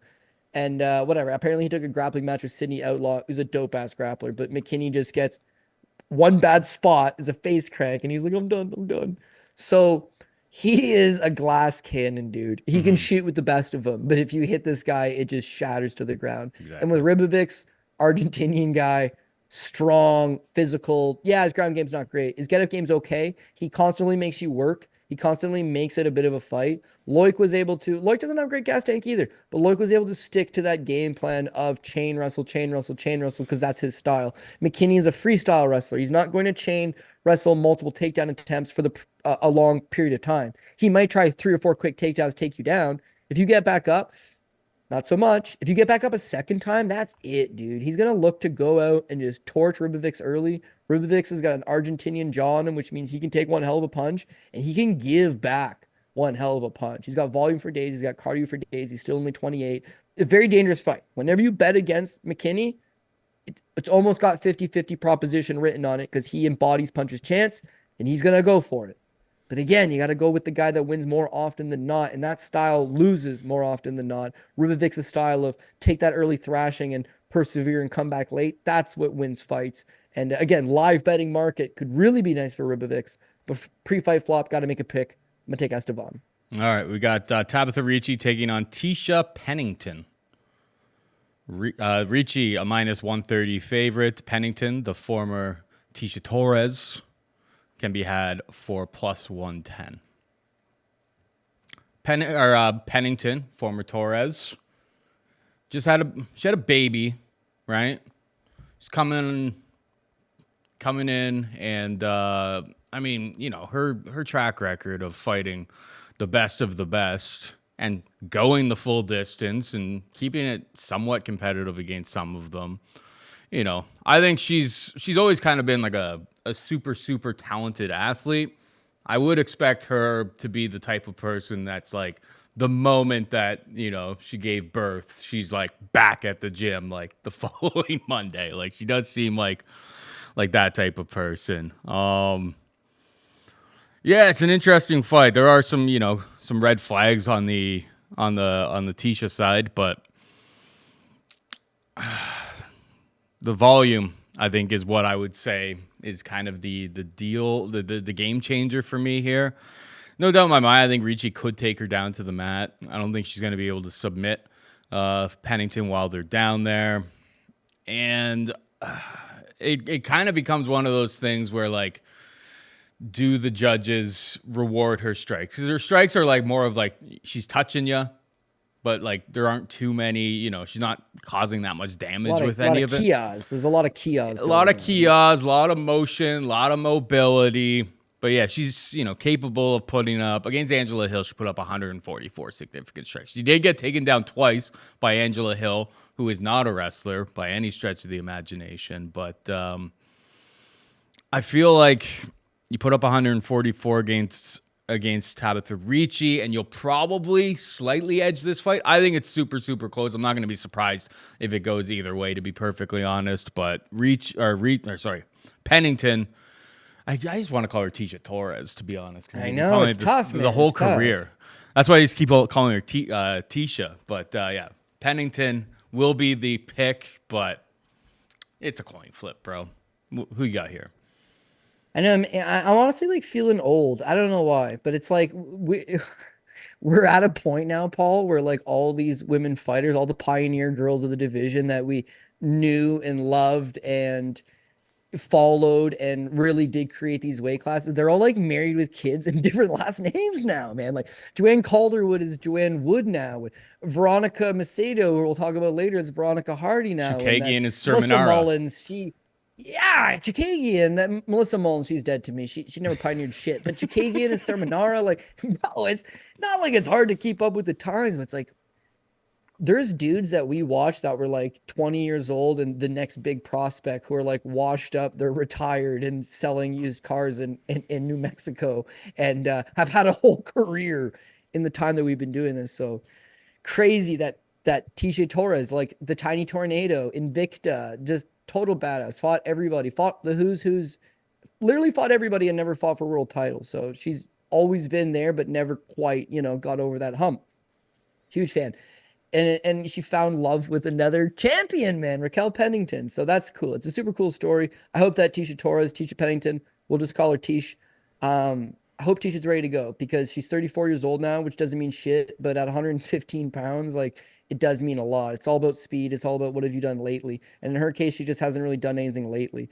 There was a time where the runs are legendary. She's fighting all the best, and she's competitive with a lot of the best girls in the world. But of trouble would be the last time you did see her, which was over 2 years ago, prior to the kid. She's 32, kind of the back end of the career, so to speak, at this division. And she fought Mackenzie Dern, and like she got boxed up by Mackenzie Dern. So that was not supposed to happen. She was supposed to be able to sprawl and brawl her, but Dern pulled guard a bunch of times. She threatened with the Kimura just from like a standing position, was able to get the fight to the ground. She's able to outwork her. She's able to land a little bit more. And it seemed like Tecia was flat. Tecia is the tiny tornado. She had landed 144 against Hill, as Paul mentioned. What Paul failed to mention is her fight with Sam Hughes, one fight prior. She landed 52 significant strikes in one round. That was it. Sam Hughes' corner threw the towel in. It's actually Tecia Torres' only knockout win in the UFC, but they threw the towel in after one round. 52 significant strikes landed in one. So she does have that volume if need be. When she fought Jessica Andrade, they went toe to toe. They really scrapped it out against that's a former world champion. She fought Joanna Jędrzejczyk, a former world champion. Zhang Weili, world champion. Marina Rodriguez, one of the top girls of the division. Her fight with Michelle Waterson, she landed 95 significant strikes against a former title challenger. The volume's there if need be. The takedown defense, it shows 65% by the numbers, but her ability to scramble and get back up, her ability to avoid most of the takedowns, it's always been there. Cardio, her physicality, it's always been there. This girl's legit. I'm a big fan of hers. It's a game of what have you done recently, and she looked flatter last time out. That's 2 years ago. Life changes, things change, kid in the fold. I got two kids of my own. I can tell you, definitely changes things. It's a little bit much to want to jump back into. But what I tell myself with Tabatha Ricci is that she got really good jiu-jitsu, but she's not as crafty and wily, I guess, as Mackenzie Dern, where she'll just jump guard on something crazy. She's more of she'll try to get the fight to the ground, using her wrestling. But if it don't work, yeah, that ground game's not coming to fruition. And then her striking game, she's never been very comfortable with it. So she fought Menifield, felt bad for her, up a weight class. But just you saw how stiff and panicked and deer in the headlight she looked, and she gets TKO'd in the second. That's not a problem. Menifield Rose not a power puncher for the record, but she got killed. Against Marina Oliveira, why? She took her down 5 times. Against Poliana Viana, took her down 5 times. Jessica Penney, took her down 4 times. Jillian Robertson, quality victory for the record, took her down 3 times. Then she runs into Lupi Godinez. Lupi Godinez is a generalist, just like Tecia Torres. Her boxing's good. It's not great. It's good. Her volume's good. Her pace is good. Cardio's good. Durability's good. Her takedown defense is good. She's considered physical for the division because she's strong and muscular. And when she can't get takedowns against Lupi, she just gets boxed up. It's a competitive fight, don't get me wrong. But I think Tecia will do the same thing. We're expecting a competitive fight. We're expecting a fight that goes 15 full minutes. And Tisha's got that sprawl and brawl type style where I think she'll outwork her when they're striking, and she'll be able to largely keep the fight standing in the in-between. I wish I had better plus money on Tecia Torres. I really wish I do. But slight plus money, I think it's plus 110. I need a couple underdogs here and there. Close, competitive, split decision type fight that they give towards Tecia Torres. So that's the play. Trey Waters taking on Billy Goff. Trey Waters is the favorite at minus 150. Billy Goff can be had for plus 130. So Billy Goff seems like he's just like a complete, absolute, just brawler. He got his first round finish against Simon Smarotsky or whatever. But he got hurt like real bad in that fight. He eats a ton of shots. Even the Kinoshita fights, like you're watching the broadcast and Paul Felder's talking about like, he's leaving his chin out there. It's like he's one of those guys who's like willing to hit to get like take a few shots to land the big blow. Trey Waters super tall, has very very long reach and uses that reach quite well. I watched the Josh Quinlan fight like basically right before we came in to do this, and I mean his leg is right out there for the taking. And I did see Goff in the short period of time that he had against Kinoshita. It's like he was landing some good leg kicks. Like he could definitely use that as part of his attack, but he's going to be eating shots up the middle from Trey Waters in the process of doing that. I think Waters showed me enough against Josh Quinlan that's like he's good at like backing out. He's got such a long reach and he knows how to use it that though Goff will be willing to take some of those shots to get into the pocket, I think he may just be whiffing, to be perfectly honest. Because like Kinoshita was just like willing to stand there right in the pocket and exchange and ate the shot to the solar plexus, falls to the ground. That's MMA being MMA. Goff obviously is a finisher, but I don't know. I think Trey Waters does have the recipe here. He's going to eat some leg kicks for sure because that lead leg of his is just like there for the taking. But I saw, Quinlan was attacking it as well. And it was a pretty clean win for Trey Waters, to be perfectly honest. I think he just has to replicate that exact same game plan here against Billy Goff, and he'll get the victory here on Saturday. What about you? Yeah, much of the same. To be honest, this is the one fight on the card that I don't feel like super comfortable. Just like, would like to look at it a few more times. Would like to check out the weigh-ins on it. But I would think Trey Waters as well. I like what I see out of him, and I think he's got the superior volume. Billy Goff is hell on wheels, man. This guy's going to bring it. He's going to bring it quick. He's going to bring it hard. That's his style. He's very explosive. He leaves tons of openings that you could knock him out. But again, he's going to be one of these pressure-style guys. I'll give him one thing. I mean, he's undefeated over the last 4 years, and he's on like a 7-fight winning streak and has finished with the vast majority of these guys. But Robson Gracie Jr., it was a Bellator fight. Robson Gracie Jr. is a nobody, but he is part of the Gracie family. And Billy Goff was a plus 405 underdog against him, and he beat the absolute crap out of him. It was awesome work.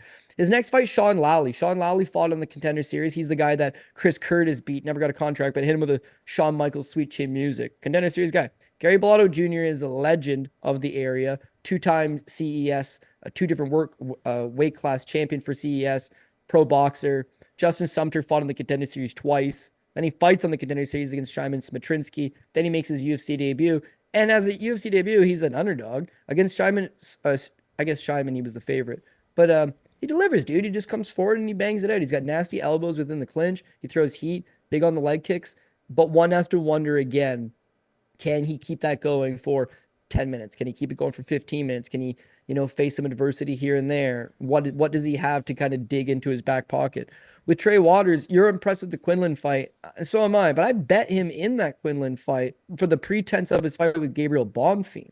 Whereas Bonfim was one of the Bonfim brothers, and they both got contracts that night, and they were going to kill him, and he was a big underdog. And boy can throw, man. Like, he is down to throw down. Eventually, Bonfim takes him down and chokes him out, but he is damn lucky he did because Bonfim's tiring out. And Trey Waters can take a hell of a punch. He's got good cardio. He's going to throw down. You need to smother this guy and take him down. Quinlan doesn't do that. Quinlan's a banger. Quinlan's a striker. When Quinlan failed to try to get this fight to the canvas, Trey Waters just opens up. And he's long. He hits you. I like him. So now I think about, okay, this match with Billy Goff. Billy Goff hits hard. Yeah, not any harder than Bonfim. And Waters was more than comfortable to stand and hang with him. Quinlan was like 7-0 with 7 first-round knockouts or something. Yeah, he was very comfortable hanging out with Quinlan, a guy that was on juice once upon a time. He don't mind, right? It's whether Billy Goff is going to take him down. And that is the question I don't know. Because Goff took down Smatrinsky twice. Against Kinoshita, I guess he really didn't, but he wouldn't have been able to. Kinoshita's got strong hips.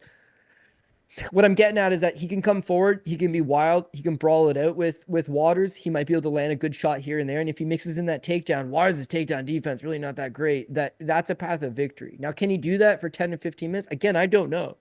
But that would be the path. If he comes in just looking to brawl and he's got 3.5 to 5 minutes of brawl in him, Yeah, Waters is going to piece him up once he starts to tire or once he leaves that opening. The fact that Smatrinsky dropped him, had him hurt, this wily 23-year-old kid jumps back up and gets in his face, badass, badass. But against Trey Waters, is if you don't take him down, you're going to be getting hit a lot. And that's in where I find the problem is going to be. So if I was lining it myself, it would be slight favorite, Trey Waters. This is line minus 150, whatever, a little more than slight, I suppose. But Trey Waters would be the rightful favorite as far as I'm concerned. It's that what keeps getting me back to my uncertainty and why I want to look at it a bunch more. It's like, is Billy going to shoot? And if Billy does shoot, is his wrestling good enough to make that the plan of attack? And if that is the plan of the attack, can you do it for 2 rounds? Can you do it for 3 rounds? Because if you don't get that quick submission like Bomb Theme, it could be problematic. Billy's been to decision like earlier on in his career. It's this most recent run that is all like first round finishes and stuff. I think like Waters by decision is like plus 500. I think that's kind of wild, to be perfectly honest. We all thought that it's like, how could this fight against Josh Quinlan go to decision? And it went to decision. There were good strikes landed by both guys, but I don't know. We'll see where. There's only one book that has it. It's like nobody's betting that side. It seems like everyone is betting the under in this fight. And so all of those inside the distance props are super, super juiced. But we'll see when like other books open up the props, because plus 475 Waters by decision is like the only line that's available right now. So when more people are offering it, I may take a little touch, a little sprink on Waters by decision there, to be perfectly honest. Hadley takes on Charles Johnson. Jake Hadley is a minus 160 favorite. Charles Johnson can be had for plus 140. Who do you like here, buddy? I get the improv.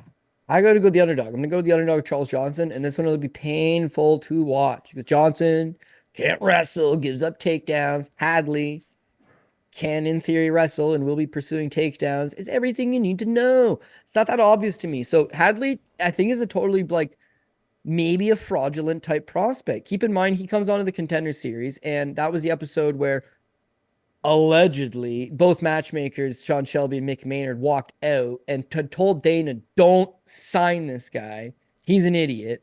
They don't like him. He missed weight in that fight against Mitch Raposo, coming in at 127. So 1 pound over the weight allowance. You're not supposed to get a contract if you miss weight. That's their rule. If you miss weight but you win, you get another Contender Series fight, but you don't get signed off a weight miss. Both guys don't like him. Both guys tell Dana he's a problem to work with. He's a prick, and he misses weight. And then he beats Raposo, loses the first round, beats Raposo, and Dana's like, I see something in this kid. Because he's hoping for the next Conor McGregor. Brash, idiot, talks a mad game, but Conor could back it up. That's the difference. Conor's got some spectacular wins. You hate Conor, whatever. You hate Conor. Conor earned his respect. Put some respect on his name. He earned it. This kid has it. So they sign him, and then now, once Dana puts a contract and signs it, he passes over to the matchmakers, and they don't like him. So they're like, let's give him a terrible fight. And they give him Alan Nascimento, which is such a bad fight. Because the guy is a high-level BJJ black belt who wins so many scrambles, and his striking ain't even all that bad. It's such an unsexy fight that if you beat him, it does nothing for you. And if you lose from him, it looks bad. And he's a tough, bad style, bad matchup. Loses the fight. But beyond just losing the fight, Paul, he absolutely looked like shit. Like, he just didn't have no moments. And what you could see is, oh, here's this British wrestler grappler. And when faced off with an actual grappler, he landed 8 significant strikes over the course of 15 minutes. Nascimento only doubled them up, don't get me wrong, but 8. Nascimento took him down twice on 4 attempts. And of those 4 attempts, he established 9.5 minutes of top control. So you got this British prospect who can wrestle and he can grapple. That's his go-to. That's why you've signed him. And now he just got absolutely stifled and has proven he's got no get-up game off of his back. His cardio is not all that good. His striking is fairly non-existent when he gets put in these bad spots. He's not all that good. Carlos Candelario fight, well, that's winnable for him, and he does win it. Malcolm Gordon fight, well, that's very winnable for him, and he does win it. Shot to the body. Malcolm since retired, for the record. Then he fights Cody Durden. Now me, my boy Greg Hopkins, my boy Tim Loy, we're in Nashville. We go to the card. It's live. I like this guy. Why do I like this guy? Couldn't tell you, but I like Jake Hadley. And I think, how is How is Cody Durden going to win? Well, he's going to wrestle. Okay, fine. But Hadley is the better grappler. And if Hadley, who's a good wrestler himself, can stuff some of those takedowns, Durden just don't got no striking. So Hadley could outstrike him as well. He had one moment, which was like a inverted triangle choke on Cody Durden. Outside of that one submission attempt, he got ragdoll, pillar to post.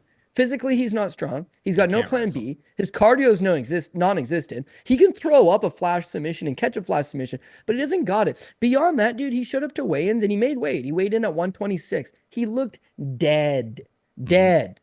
Missed weight on the Contender Series. Almost misses weight here. I think he's too big for the weight class. He's not good at cutting weight. He's got a lackluster submission game. Do you remember Ian Entwistle used to fight back in the day? Had fought Dan Hooker. Dude, this guy's Ian Entwistle, man. You can't compare him to Entwistle. Entwistle literally, he only had one move. All of his wins are by heel hook. Yeah, wow, but it was a hell of a move, Paul. It was a hell of a move. It worked until people were like, oh, I just have to just practice that for the next month, and this guy will literally be able to. Look, Hadley has a lot more in the toolbox than Ian Entwistle. Fair, but I mean, his fight with Carlos Candelario, he gets a triangle choke off his back. And then with Cody Durden, his one moment of maybe catch something is a inverted triangle choke, again, off his back. Cardio looked shit. Physicality looked shit. Striking looked shit. Game plan was awful. Quite literally, this is just an abysmal performance. So now they give him, enough time off, I suppose. It's been like 8 months. The weight cut has not been any easier. I don't think he's stateside. He's still having to make the trek over. The matchmakers say he's a prick. His training partners say he's a prick. There's just so much to not like about him, not just personality-wise, but on a betting standpoint. What is the X factor to Jake Hadley's game that you like? What would be the reason of picking him? Because he was once hyped on the Contender Series. He hasn't done well since then. He shows he can't wrestle with an American, which Durden gave him an old-fashioned beating on, and he can't grapple with a Brazilian, which Nascimento put him an old-fashioned beating on. It's no shame in that. Durden's an okay wrestler. Nascimento's high-level BJJ, but you are not high-level. You're not. You're just fact not. So I guess Charles Johnson. Now, Johnson's interesting because Johnson cannot wrestle. And if you match up him versus Cody Durden, which they have, he gave up 11 takedowns to Cody Durden. The difference being is that whenever he gets taken down, he gets back up. Muhammad Makayev took him down 12 times. He got back 11 and got back up 11. Zalgazuma Gulov, strong wrestler, took him down. Jimmy Flick took him down. Ode Osborne, 3 times. Cody Durden, 11 times. Rostabel Esteban, was a hell of a wrestler, 3 times. And Azat Maxum, his last time out, a hell of a wrestler, twice. Yeah, that's the path to victory against him, but he's got a mad get-up game. That get-up game is going to prove good here because Hadley is not going to take him down 10 times. Hadley's looking to take him down once or twice. He doesn't have the cardio to keep the pace. He doesn't have the cardio to take him down, have the guy get back up, and then peel him back down again. Not only that, he's not a confident guy. He may be confident like Darren Till in his personal life, like, mate, I smashed this guy, But when the cage door closes and he's looking across on this guy, it's fake confidence. Remember Cerrone when he fought Anthony Pettis? He's like, dude, I talked so much shit in the build-up, and then when the cage door closed and Bruce was like, are you ready? He's like, it dawned on me at that moment, I was up shit's creek without a paddle. Got a bad spot. Because Anthony Pettis is a better fighter than me, and I know I'm about to get my ass kicked. And he got his ass kicked. Because that's the voice behind your head that's like, oh, man, you talked yourself into a bad spot. So it's easy for Hadley to say he'll take down Charles Johnson. Everybody takes down Charles Johnson. But once Johnson gets back up, once you miss a takedown or two, once you work so hard to complete one, and he's able to create a bit of space and get back up, it's demoralizing. And it's a confidence hit. Once he hits that confidence hit, it's like, oh, shit. What am I going to do now? Strike with Johnson? Johnson, far superior technical boxing. Actually a pro boxer. Tight hands, tons of volume. His last fight with Maxim was his career best performance. Prior to that, he lost a unanimous decision. He outstruck the guy 72-18. And they gave the other guy the decision.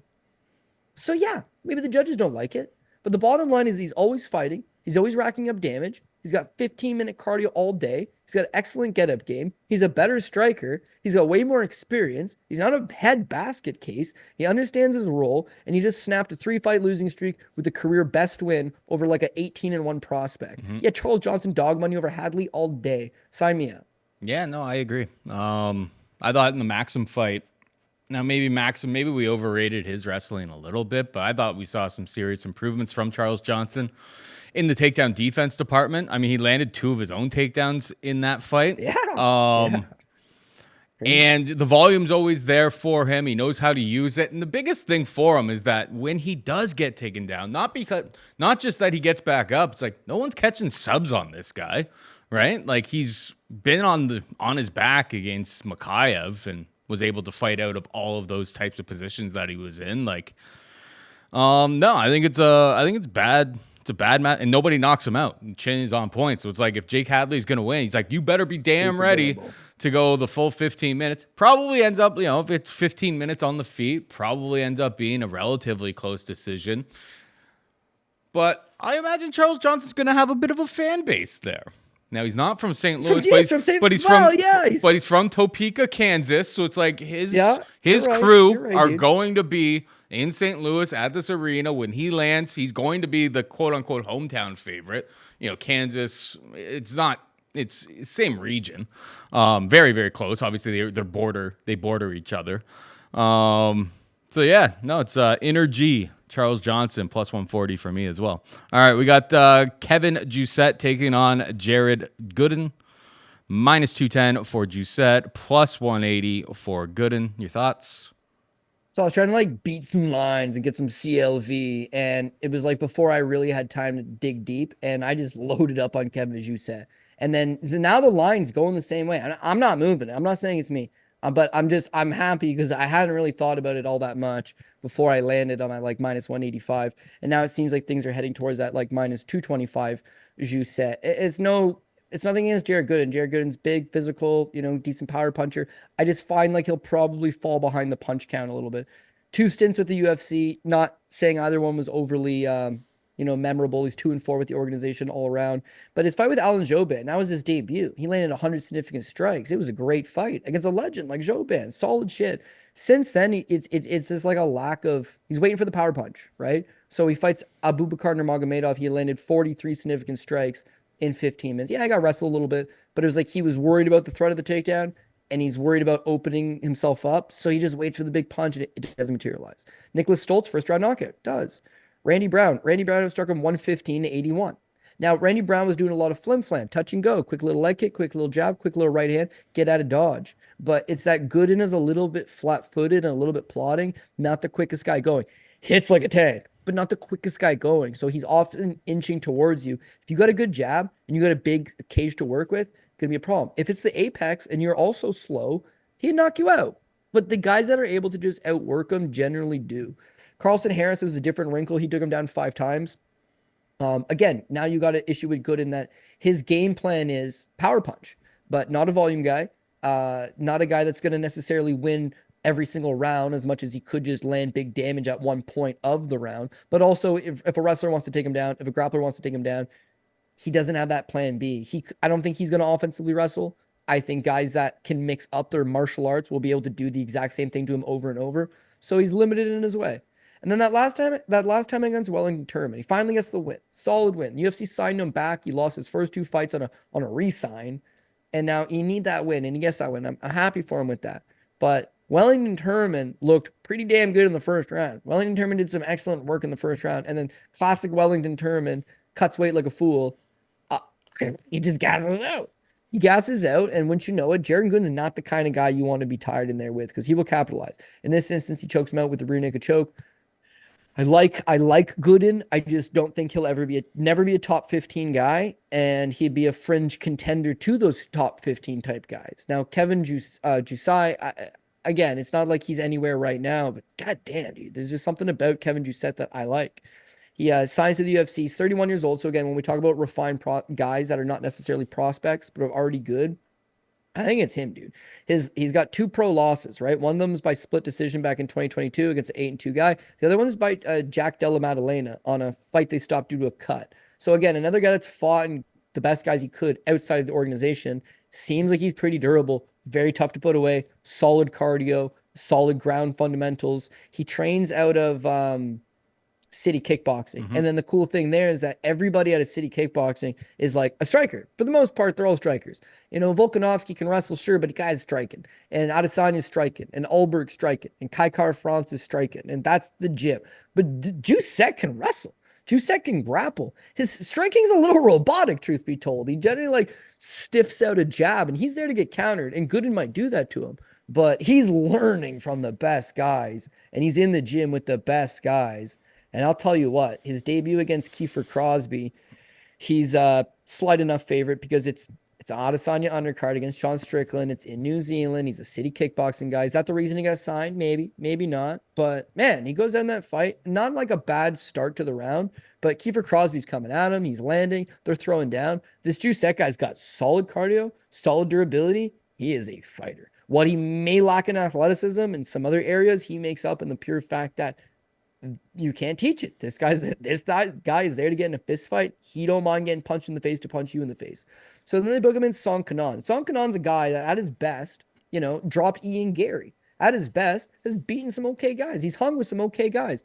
He just kicked the shit out of him, dude. From one fight to the next, he looks stiff and robotic with a bit of a lazy jab to him. And all of a sudden, he's dog walking Song Kanan. He outlanded him 134 to 62. And landed a one takedown on like 2 half-hearted attempts, got a takedown out of it as well. So, me likey. 31 years old. Again, his life is established. He knows where he's at. His physical prime as an athlete, it's right now. Trains out of an awesome gym. 2-0 in the UFC. Showed you in the first one against Kiefer Crosby. He could wrestle, took him down, grabbed the rear naked choke. Tight work as soon as the fight hit the ground. No space in between. Very next fight against Song Kanong, dog walks a tough volume guy and doubles him up, more than doubles him up on the striking count and throws in that takedown for good mix. I like him. How does he match up with Jared Gooden? Well, Jared Gooden gave up 5 takedowns to Carlston Harris, so I would think Kevin Doucette could take him down. Is Kevin Doucette as good a grappler as Carlston Harris? No, likely not. But is his wrestling good enough to get a couple takedowns? I believe so. If he doesn't take him down, well, it's going to be power versus volume, but Doucette will constantly be coming forward. He'll utilize that jab. He's going to make Gooden work. He's going to be racking up the numbers. Gooden's going to try to line him up with one big shot. And it's possible. It's the fight game. It's punchy kicky. I get it. It's possible. But if he doesn't, it's going to be one of those, he got outstruck 120 to 80 type fights, or he got outstruck 110 to 70 type fights. Doucette's advancing. Doucette's making him work. As he starts to tire, the takedowns become easier. Doucette mixes in takedowns to secure rounds. Judges get it right 29-28 at worst. But in all those scenarios, Kevin Doucette wins. So I'm glad that the money's starting to come in on him as well. People seemingly agree. But dude, there's like nothing sexy about this guy, and I like him. Like I like his prospects of being a guy that you can bet at decent value in future fights in the UFC, and him fighting for your dollar. And so what? He's not a big striker. So what? He's not a big wrestler. So what? He doesn't have this. He's a fighter, and those guys will win just by coming forward, just by wanting it more, I know at a certain level, just wanting it's not enough, but we see time and time again, the more skilled guy loses because the other guy's a junkyard dog. Doucette gives me junkyard dog type vibes. French guy living down under, a city kickboxing, sign me up. I mean, you say it's nothing sexy, but like 134 significant strikes against Song Kanan. It's like, if you put up 134 significant strikes in the UFC in a 3-round fight, you're not going to lose that many fights putting up that much volume, right? Like if you're able to go the full 15 minutes, put up that type of volume, continue to come forward, continue to land strikes, you will be competitive in the UFC. This was like the third leg of the parlay. It's the total, the 1.5. Look at me playing juice, playing chalk. Over 1.5 minus 210. So I parlayed that with the Despaigne under 1.5 and the McKinney under 1.5. And it's like 2-1 when you parlay the 3 of them together.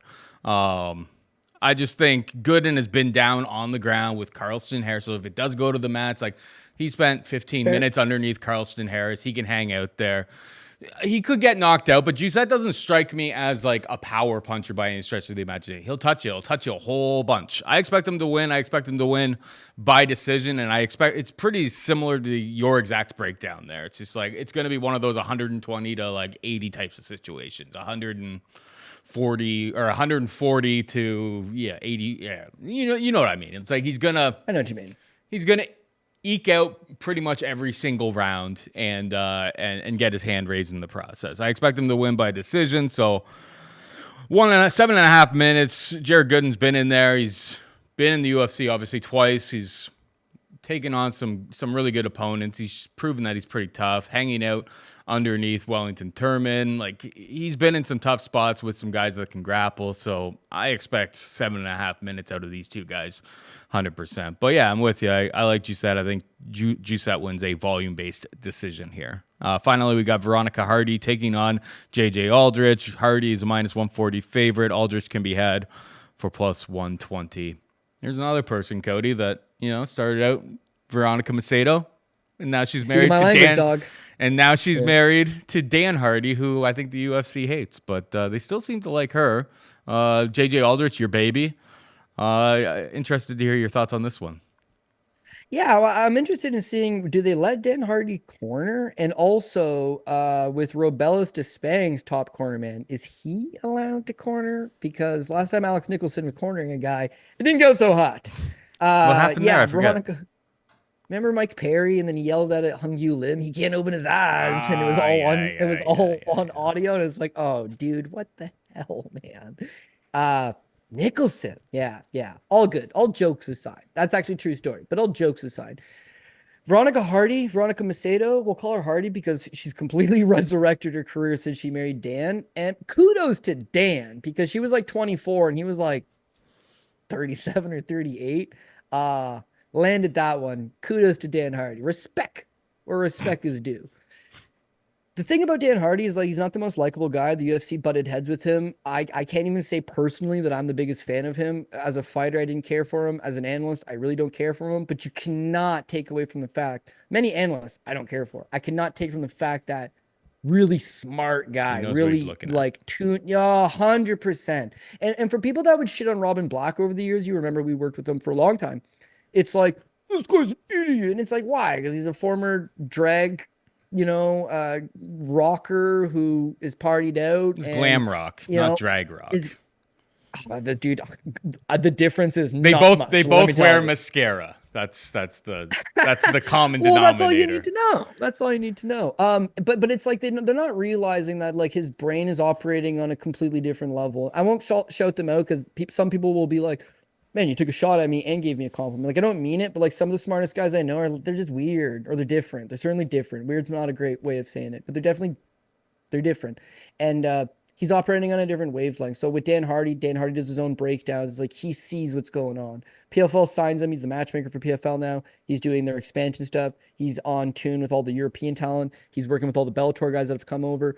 And he's been doing this shit for years. Is that Dan Hardy has got the eye. He really much does. So he takes up Veronica Macedo, a very talented, no one's ever disagreeing that this girl's talented, but she fights at 135, despite being the fact that she's tiny for the weight class. Fighting about 135 and like fighting girls like Bia Malecki, who's a 45er for the record, and just bad fights and bad decisions in these fights. She's got a karate black belt, taekwondo black belt. Very fleet-footed, very quick striking combinations. Grappling, yeah, I mean, she's sub Polyana Viana with an armbar from guard for whatever that's worth. But again, she can grapple, she can strike. It's that there's no ability to really tie everything together and make it substantial. What she got with Dan, she took a little bit of time off, and then all of a sudden, this guy's whole life is fights. And she's a traditional martial artist. She comes to MMA from a traditional martial arts. So she's all about fighting too. They click on a personal level and on a business level. And as far as business goes, they've been looking good. She come back from that little layoff. She fought Juliana Miller. She's a +330 underdog. First fight as Veronica Hardy. First fight since being married. Comes off the layoff. +330 underdog. Now, Juliana Miller's not good, but she had just won the Ultimate Fighter. And Hardy just picturesque, perfect game plan, man. Just lets this wild brawler come forward, make the mistakes, pivot out, counter her, back away, give her no entries, look strong, grappling look vastly improved, all good stuff. Then they back her against Jamie Lynn Horvath. She's a +160 underdog to Horvath, who I really like. Jamie Lynn is a brick of a fighter. Woof. Taking her down, good luck. Striking with her, good luck. But she's a tad bit slow. And so, again, the game plan was just goddamn brilliant. Stick to the outside, let her plod forward, hit a quick combination. 2-3, bang, bang, bang. Out of dodge. Now, what do the judges see? They see one girl chasing and one girl landing. Maybe the 2 or 3 punches are blocked. Maybe some of them are slipped, but it's action. It's 3 quick shots, gone. Brilliant game plan. Tough fight. Horvath is the Terminator and goes nowhere. But Macedo does an excellent job. She even got a takedown. God damn. Had to muscle that thing a little bit, but got a takedown. I mean, that means something. And in the third round, when she's up 2, she evades. Why fight a hard third round, Paul Shaughnessy? I'm up 2 rounds. Wins a split decision, but for the record, that split decision, I don't know. I thought she won. I had money on Horvath, so on Horth, sorry. I can say that one was a legitimate I lost, but it was all just proper game planning. Maybe not the more skilled fighter, but fought the better game plan. When I think about her and JJ Aldrich is the more technical kickboxer. If this was to be a 15-minute stand-up affair or 5 minutes at a time, just stand up, I feel like JJ Aldrich has got probably the better pace, the better volume, but also just technically she's the better kickboxer. Can Macedo take Aldrich down? Interesting. Some good girls haven't been able to take Aldrich down. Some bad girls have. So her wrestling's kind of a 50-50. Sometimes she stuffs them, sometimes she don't. Generally, historically, she's struggled with those takedowns. And I think Macedo will just have that same game plan, where it's Aldrich wants to have a striking match. So Aldrich comes forward. Okay, the threat of the takedown causes Aldrich to not let her hands go. She's not looking to open up. She's not looking to throw combinations. She's looking to inch in, get within range, touch with the jab, touch with the uppercut, touch with the right hand. Keep it super simple. Stick to the basics because of that threat of the takedown. That allows Macedo to bounce, explode. Same thing. Quick combination, out of dodge. Quick combination, out of dodge. Now Aldrich, who fights Tabatha emotional at times, is going to get frustrated and she'll make the mistake. She'll come forward. Macedo hits the duck under. Macedo plants her on the ground. That sways the judges enough to say, well, one girl landed with a couple decent punches, landed a takedown, give it to Macedo.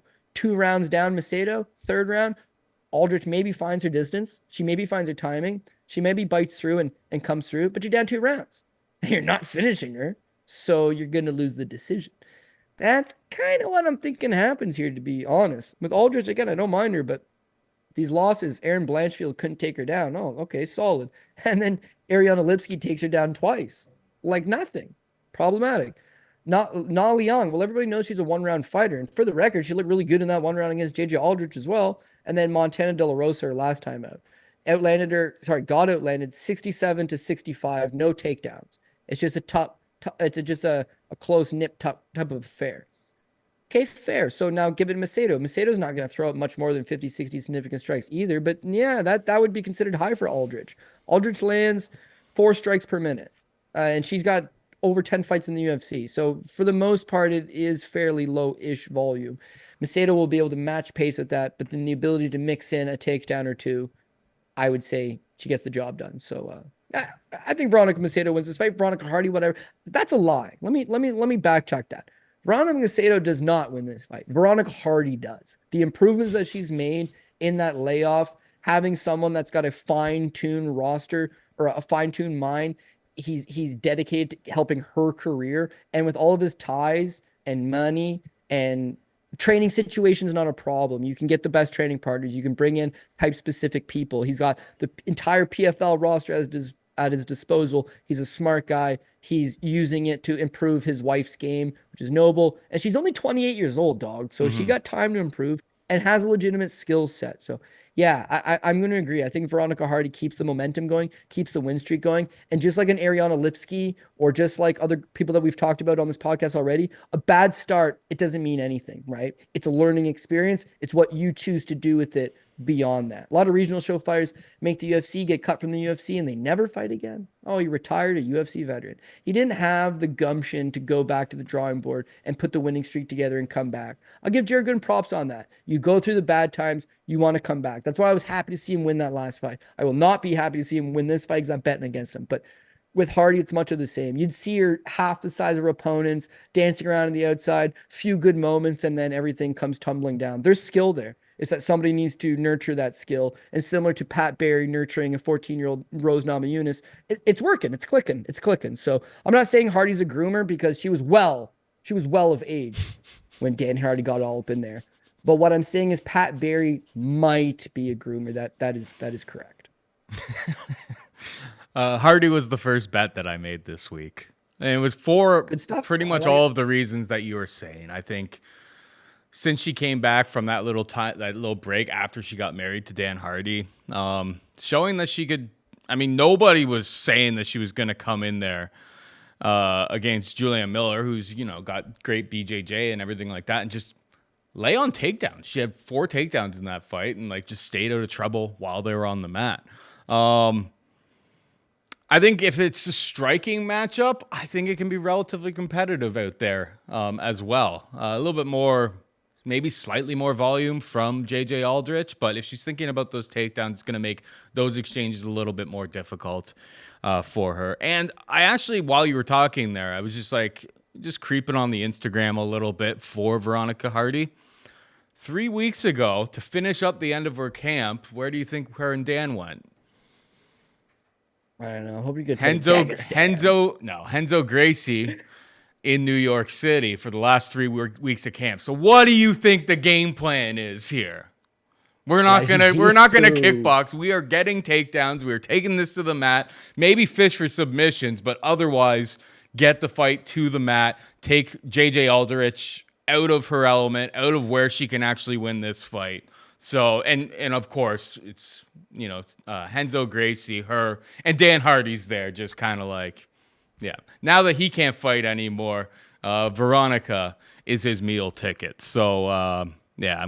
He's got like the best position at PFL. In fact, it doesn't shock me that Renzo's, because Renzo's like on the board of director at PFL. So, yeah, legends work together. But those are the kind of opportunities that you can provide for a fighter. And it's not like, oh, she's been with them for 3 weeks. She's been with them for 3 months. It's like they've been together for years now. They've been married for a couple of years now. It's now you're seeing this hard work and these different things come to fruition. So yeah, we're on the same page. It sounds like you took it very literally when I said it's his meal ticket. It's like he can't fight anymore, so he's fighting through her. He's using his brain to help her game plan and put together the best situation. I know he's got a job at PFL. I know he's got a very good podcast, and Dan Hardy is doing great for himself, much better than most fighters after they actually retire. But probably better than 99%. And he just had a stupid red mohawk and not even any real good wins. Like he didn't have. They needed someone from Georgia. He had a red mohawk. My boy Chris Lytle put him to bed. What's up? What's up?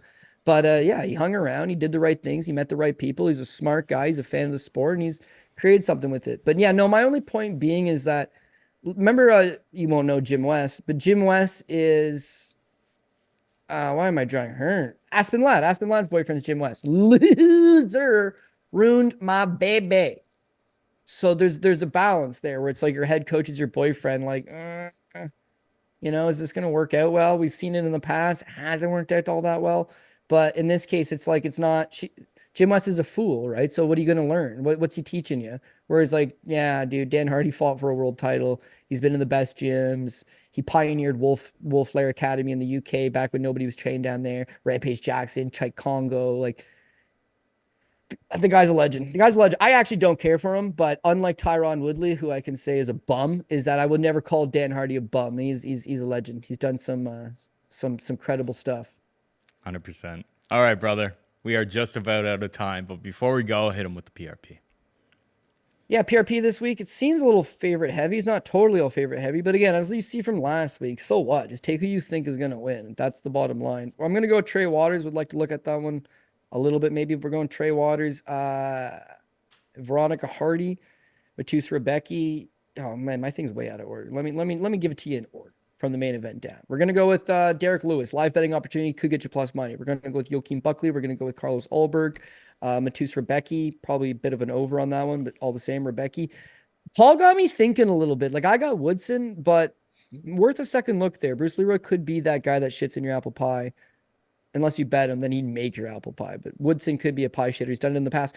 We're going to go with Waldo Cortes-Acosta. That's dog number 1. Chase Hooper, that's dog number 2. Esteban Ribovics, Tecia Torres is dog number 3. Trey Waters, Charles Johnson's dog number 4. Kevin Doucette and Veronica Hardy. So, yeah, again, whatever. I got 4 underdogs on 13 picks. None of them are that big, juicy underdog that you want. But similar to last week with Petrino, I played the idiot, but at least I had him on the 5th line. You had him way down. Smart enough to just... Yeah, we mitigated the damage, and to me, that's good enough. So I just need to avoid who the major pie shitters are. And so what if I lose my 5th ticket? That's not the problem. It's I need to hit 1, 2, and 3. Those are great nights. 1, 2, those are good nights. 1, I break even. If I lose my top guy, I'm screwed. You guys all know it. So, yeah, it's all about just having the faith in the right guys to get the job done. Yeah, I mean, Again, I played a few things just to get ahead of the market. Don't know how that'll work out, but officially we'll tweet everything out by Saturday. but yeah, you having a minus 600 favorite that low on the PRP, it's pretty rare, right? So it's like you had Petrino earmarked. I mean, I listened to you on the podcast and everything like that, but it's like I looked after I always play the PRP, but I just play like I'll play your last line and then I'll play like I don't play the whole tier. I'll play the last line and I'll play like I'll get rid of like the bottom few or whatever. And usually I'll play like I'll play like two parlays. So yeah, like those ones did not cash, but yeah, you had Petrino so far down the list that's like if I had played 3 parlays, I probably would have cashed on it with you there. But yeah, you had Petrino way down the list. Is like it was obvious that like for a minus 600 favorite, you did not have very much faith in him. So I feel like everyone got that. Yeah, well, point just across. like not all favorites are the same. Like and hindsight is hindsight. Like I get it, but hindsight, Michel Pereira, like he was on him and Brau were on everything. But keep in mind that there's certain fights where it's like, ooh, I'm overexposed to Pantoja. That was a hell of a fight, which it's flyweight. We knew it would be. They always are. But damn, that's a hell of a fight. When you're like, yeah, man, I got this pick right. You don't flex on those. Pereira killed him. Dude, this was non-competitive. Could have gotten himself disqualified. Outside of almost getting himself disqualified, he looked like a minus 600 favorite. He did. He looked like when you played the fight in your head, you didn't know he was going to do a backflipping, standing guillotine, choke the guy. It didn't matter. You knew he was going to win. Barahau, I think he beats Paul Craig 10 out of 10 times. I know that sounds crazy. Maybe it's 9.5. There's no path to victory for Paul Craig. He can't take him down. If you didn't know that before the fight, well, you certainly know that now. Yep. His takedowns are garbage. His striking is garbage. And him hitting a random triangle choke on you would need you to follow him to the ground and for you not to be a great grappler, which Barahau's too smart and a good grappler. He beats him 9.5, if not 10 times out of 10 times. But Petrino, he's the same value as those guys. He's the same odds as those guys. They went from minus 450 to like minus 600. People had as much faith. Well, what are we looking at? So should I have taken Anthony Smith? Yeah. Shout out to my boy Clint, because Clint, he hit me up beforehand. He's like, dude, you like it? I like it. I'm in. He got the cojones to do it. I did it. But I can sleep good at night knowing at least I mitigated the damage and just moved this guy down. And so this week could be much of the same. Who's going to shit in the apple pie? And even though we still might play him, we got to play him lower so that he don't cost us money. He costs us the extra little gravy that we're hoping to get. Yeah, Petrino had all of the signs of somebody who is going to fight. And I know it's always hindsight's 2020, but it's like Hindsight, against Anton Turkalj, like the amount of takedowns exchanged there, giving up his back to a guy of that level. It's just like the writing was all on the wall against Pedro. Like I think we still summed that up pretty well. It's like it was pretty clear that like I mean, the other parlays and other stuff that I did, it's like Petrino was like really, it didn't hurt me because I really didn't get invested in him. I thought the line was nuts. I just didn't have the cojones to pull the trigger on Anthony Smith either because I just thought he was kind of washed. But yeah, I mean, the price on Pereira, frankly, you always have to factor in that he may do something stupid and get himself disqualified. So, like, you gotta be careful. I said that there would be some silliness. You get him in front of a crowd and he wanted to perform. So, like, yeah, doing the backflip, kicking. Frankly, it's like if that's in the apex, they could have disqualified. They may have disqualified him. They didn't want to start a riot in Rio. He's done that move a bunch of times. Yeah. If you look on regional show fights, he's done it. He's actually done it a few times in the UFC. And he almost did the exact same thing to Nicholas, or what's his name? Nick. God damn, my mind's getting so mush over the years. Yeah, sorry, no. What's his name? Was it? What did you say? Aguirre, Fiore. Who did Pereira fight? I'll look up his record right now. Who you're talking about. Yeah, you know, as soon as you see the first thing, his name's Nick, but N-I-K. You know, he fought Cowboy, broke his arm. He's on a terrible run right now. They call him the hybrid, 6'3". I can tell you all the stats about a guy and then just like Nico Price? Yeah, so stupid, man. Yeah, okay, exactly. Nico Price. He did the same thing with Nico Price. He does a backflip to pass guard. He kicks him in the head, and he almost got himself in a whole lot of shit with that. I can't imagine that the refs don't know that this is what the guy does, that the commission doesn't know that this guy does. Why wouldn't somebody talk to him and just let him know that In no way is this move legal. In no way. Because option number one is you land on the guy's head and it's a kick to a downed opponent. So that's an illegal move. Option number two, you don't kick him in the head and you land on his body. It's a stomp. You can't stomp a guy to the chest. You can't. It's in the rule book, right? So just like you can't stand up and stomp on a guy's knee, I guess you can foot stomp. They'll let you do that. But I don't think you're allowed to do a spinning flip and land on the guy's chest even with it. And let's say they say that you are allowed to do it. There's just too much that's going to go wrong in this scenario. It's like, why do it? But he loves the excitement. Is that priced into him possibly blowing a fight? Yeah, you're not wrong. But as we mentioned, he's 9-2 in the UFC. The loss to Tristan Connolly, which we were on. It seems crazy now. Yeah, he just did everything in his power to lose the fight. Miss weight, show up with no coach, show up to Canada of all places, hometown guy, like just idiotic. And then there's other loss, Diego Sanchez, he got disqualified. So he's kind of undefeated. Had he just not been an idiot against Connolly and not been an idiot against Sanchez, guy can win. But he likes to be an idiot. So yeah, buyer beware, dude. Buyer beware. You run into those instances every now and again where you love a guy. You just absolutely love somebody. This guy absolutely cannot lose, will not lose. You put way too much money on it. And then, they get Cody Brunridge where he's pretending that he got punched in the back of the head and getting a disqualification win. Jacob Malkoun beats him 10 out of 10 times. Oh, wait, 9 out of 10 times, because one of those 10 times he gets himself disqualified. So it's such a savage game of MMA betting. Betting in general is a pretty savage game, but yeah, MMA, oof, it stings when it does not go your way for some stupid reason. They should let you do, if you're going to, heads or strikes to the head of a grounded opponent should be legal if you're willing to put yourself in such a precarious position as to do a backflip. It's like if he lands I think it should be legal. Just like you are taking such a risk and putting yourself, if you miss, the other guy can get on top of you. Like you're giving up a horrible position, all of that. Just make it legal, or at least make it legal for Michel Pereira's fights.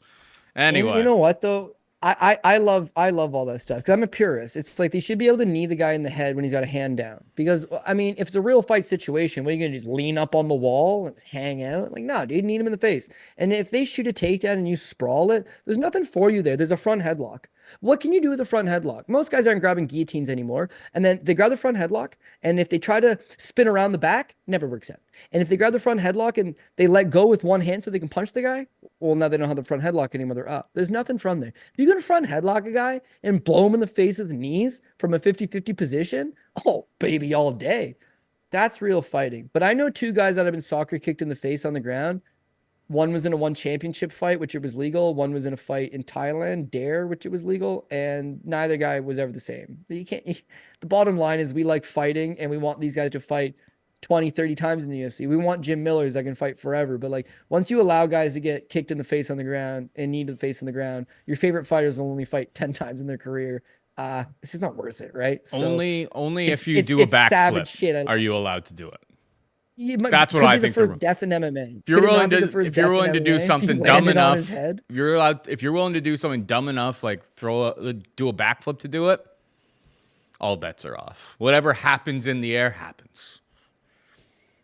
I know they go control your weapons, yada yada. The fans love it. It's entertainment at the end of the day. It's just like what moment of that card where you're like.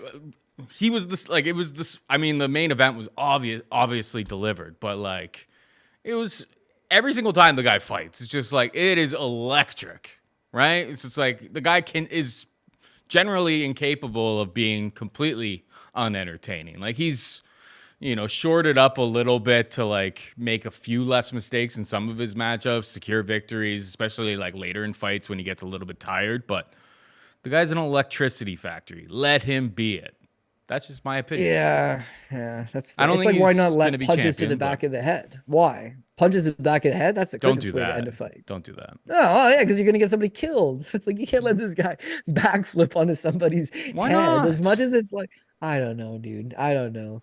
You know what? I'm probably just being stingy because if he got disqualified, I would have lost money. And had he like given up his back and lost or some shit, like, which is the other option. Not that Ihor was going to do shit with a back take, but maybe I just want him to stick to his fundamentals because he's got decent fundamentals. Just winning is the name of the game, dude. Not, I guess entertaining really is the name of the game. Winning is secondary.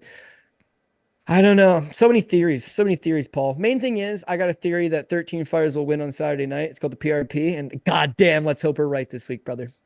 It would be quite the hit if it hit on this card. Anyway, that is it for us this week. Hope you enjoyed this show. For producer Megan and Cody Saptic, I'm Paul Shaughnessy saying goodbye and good luck.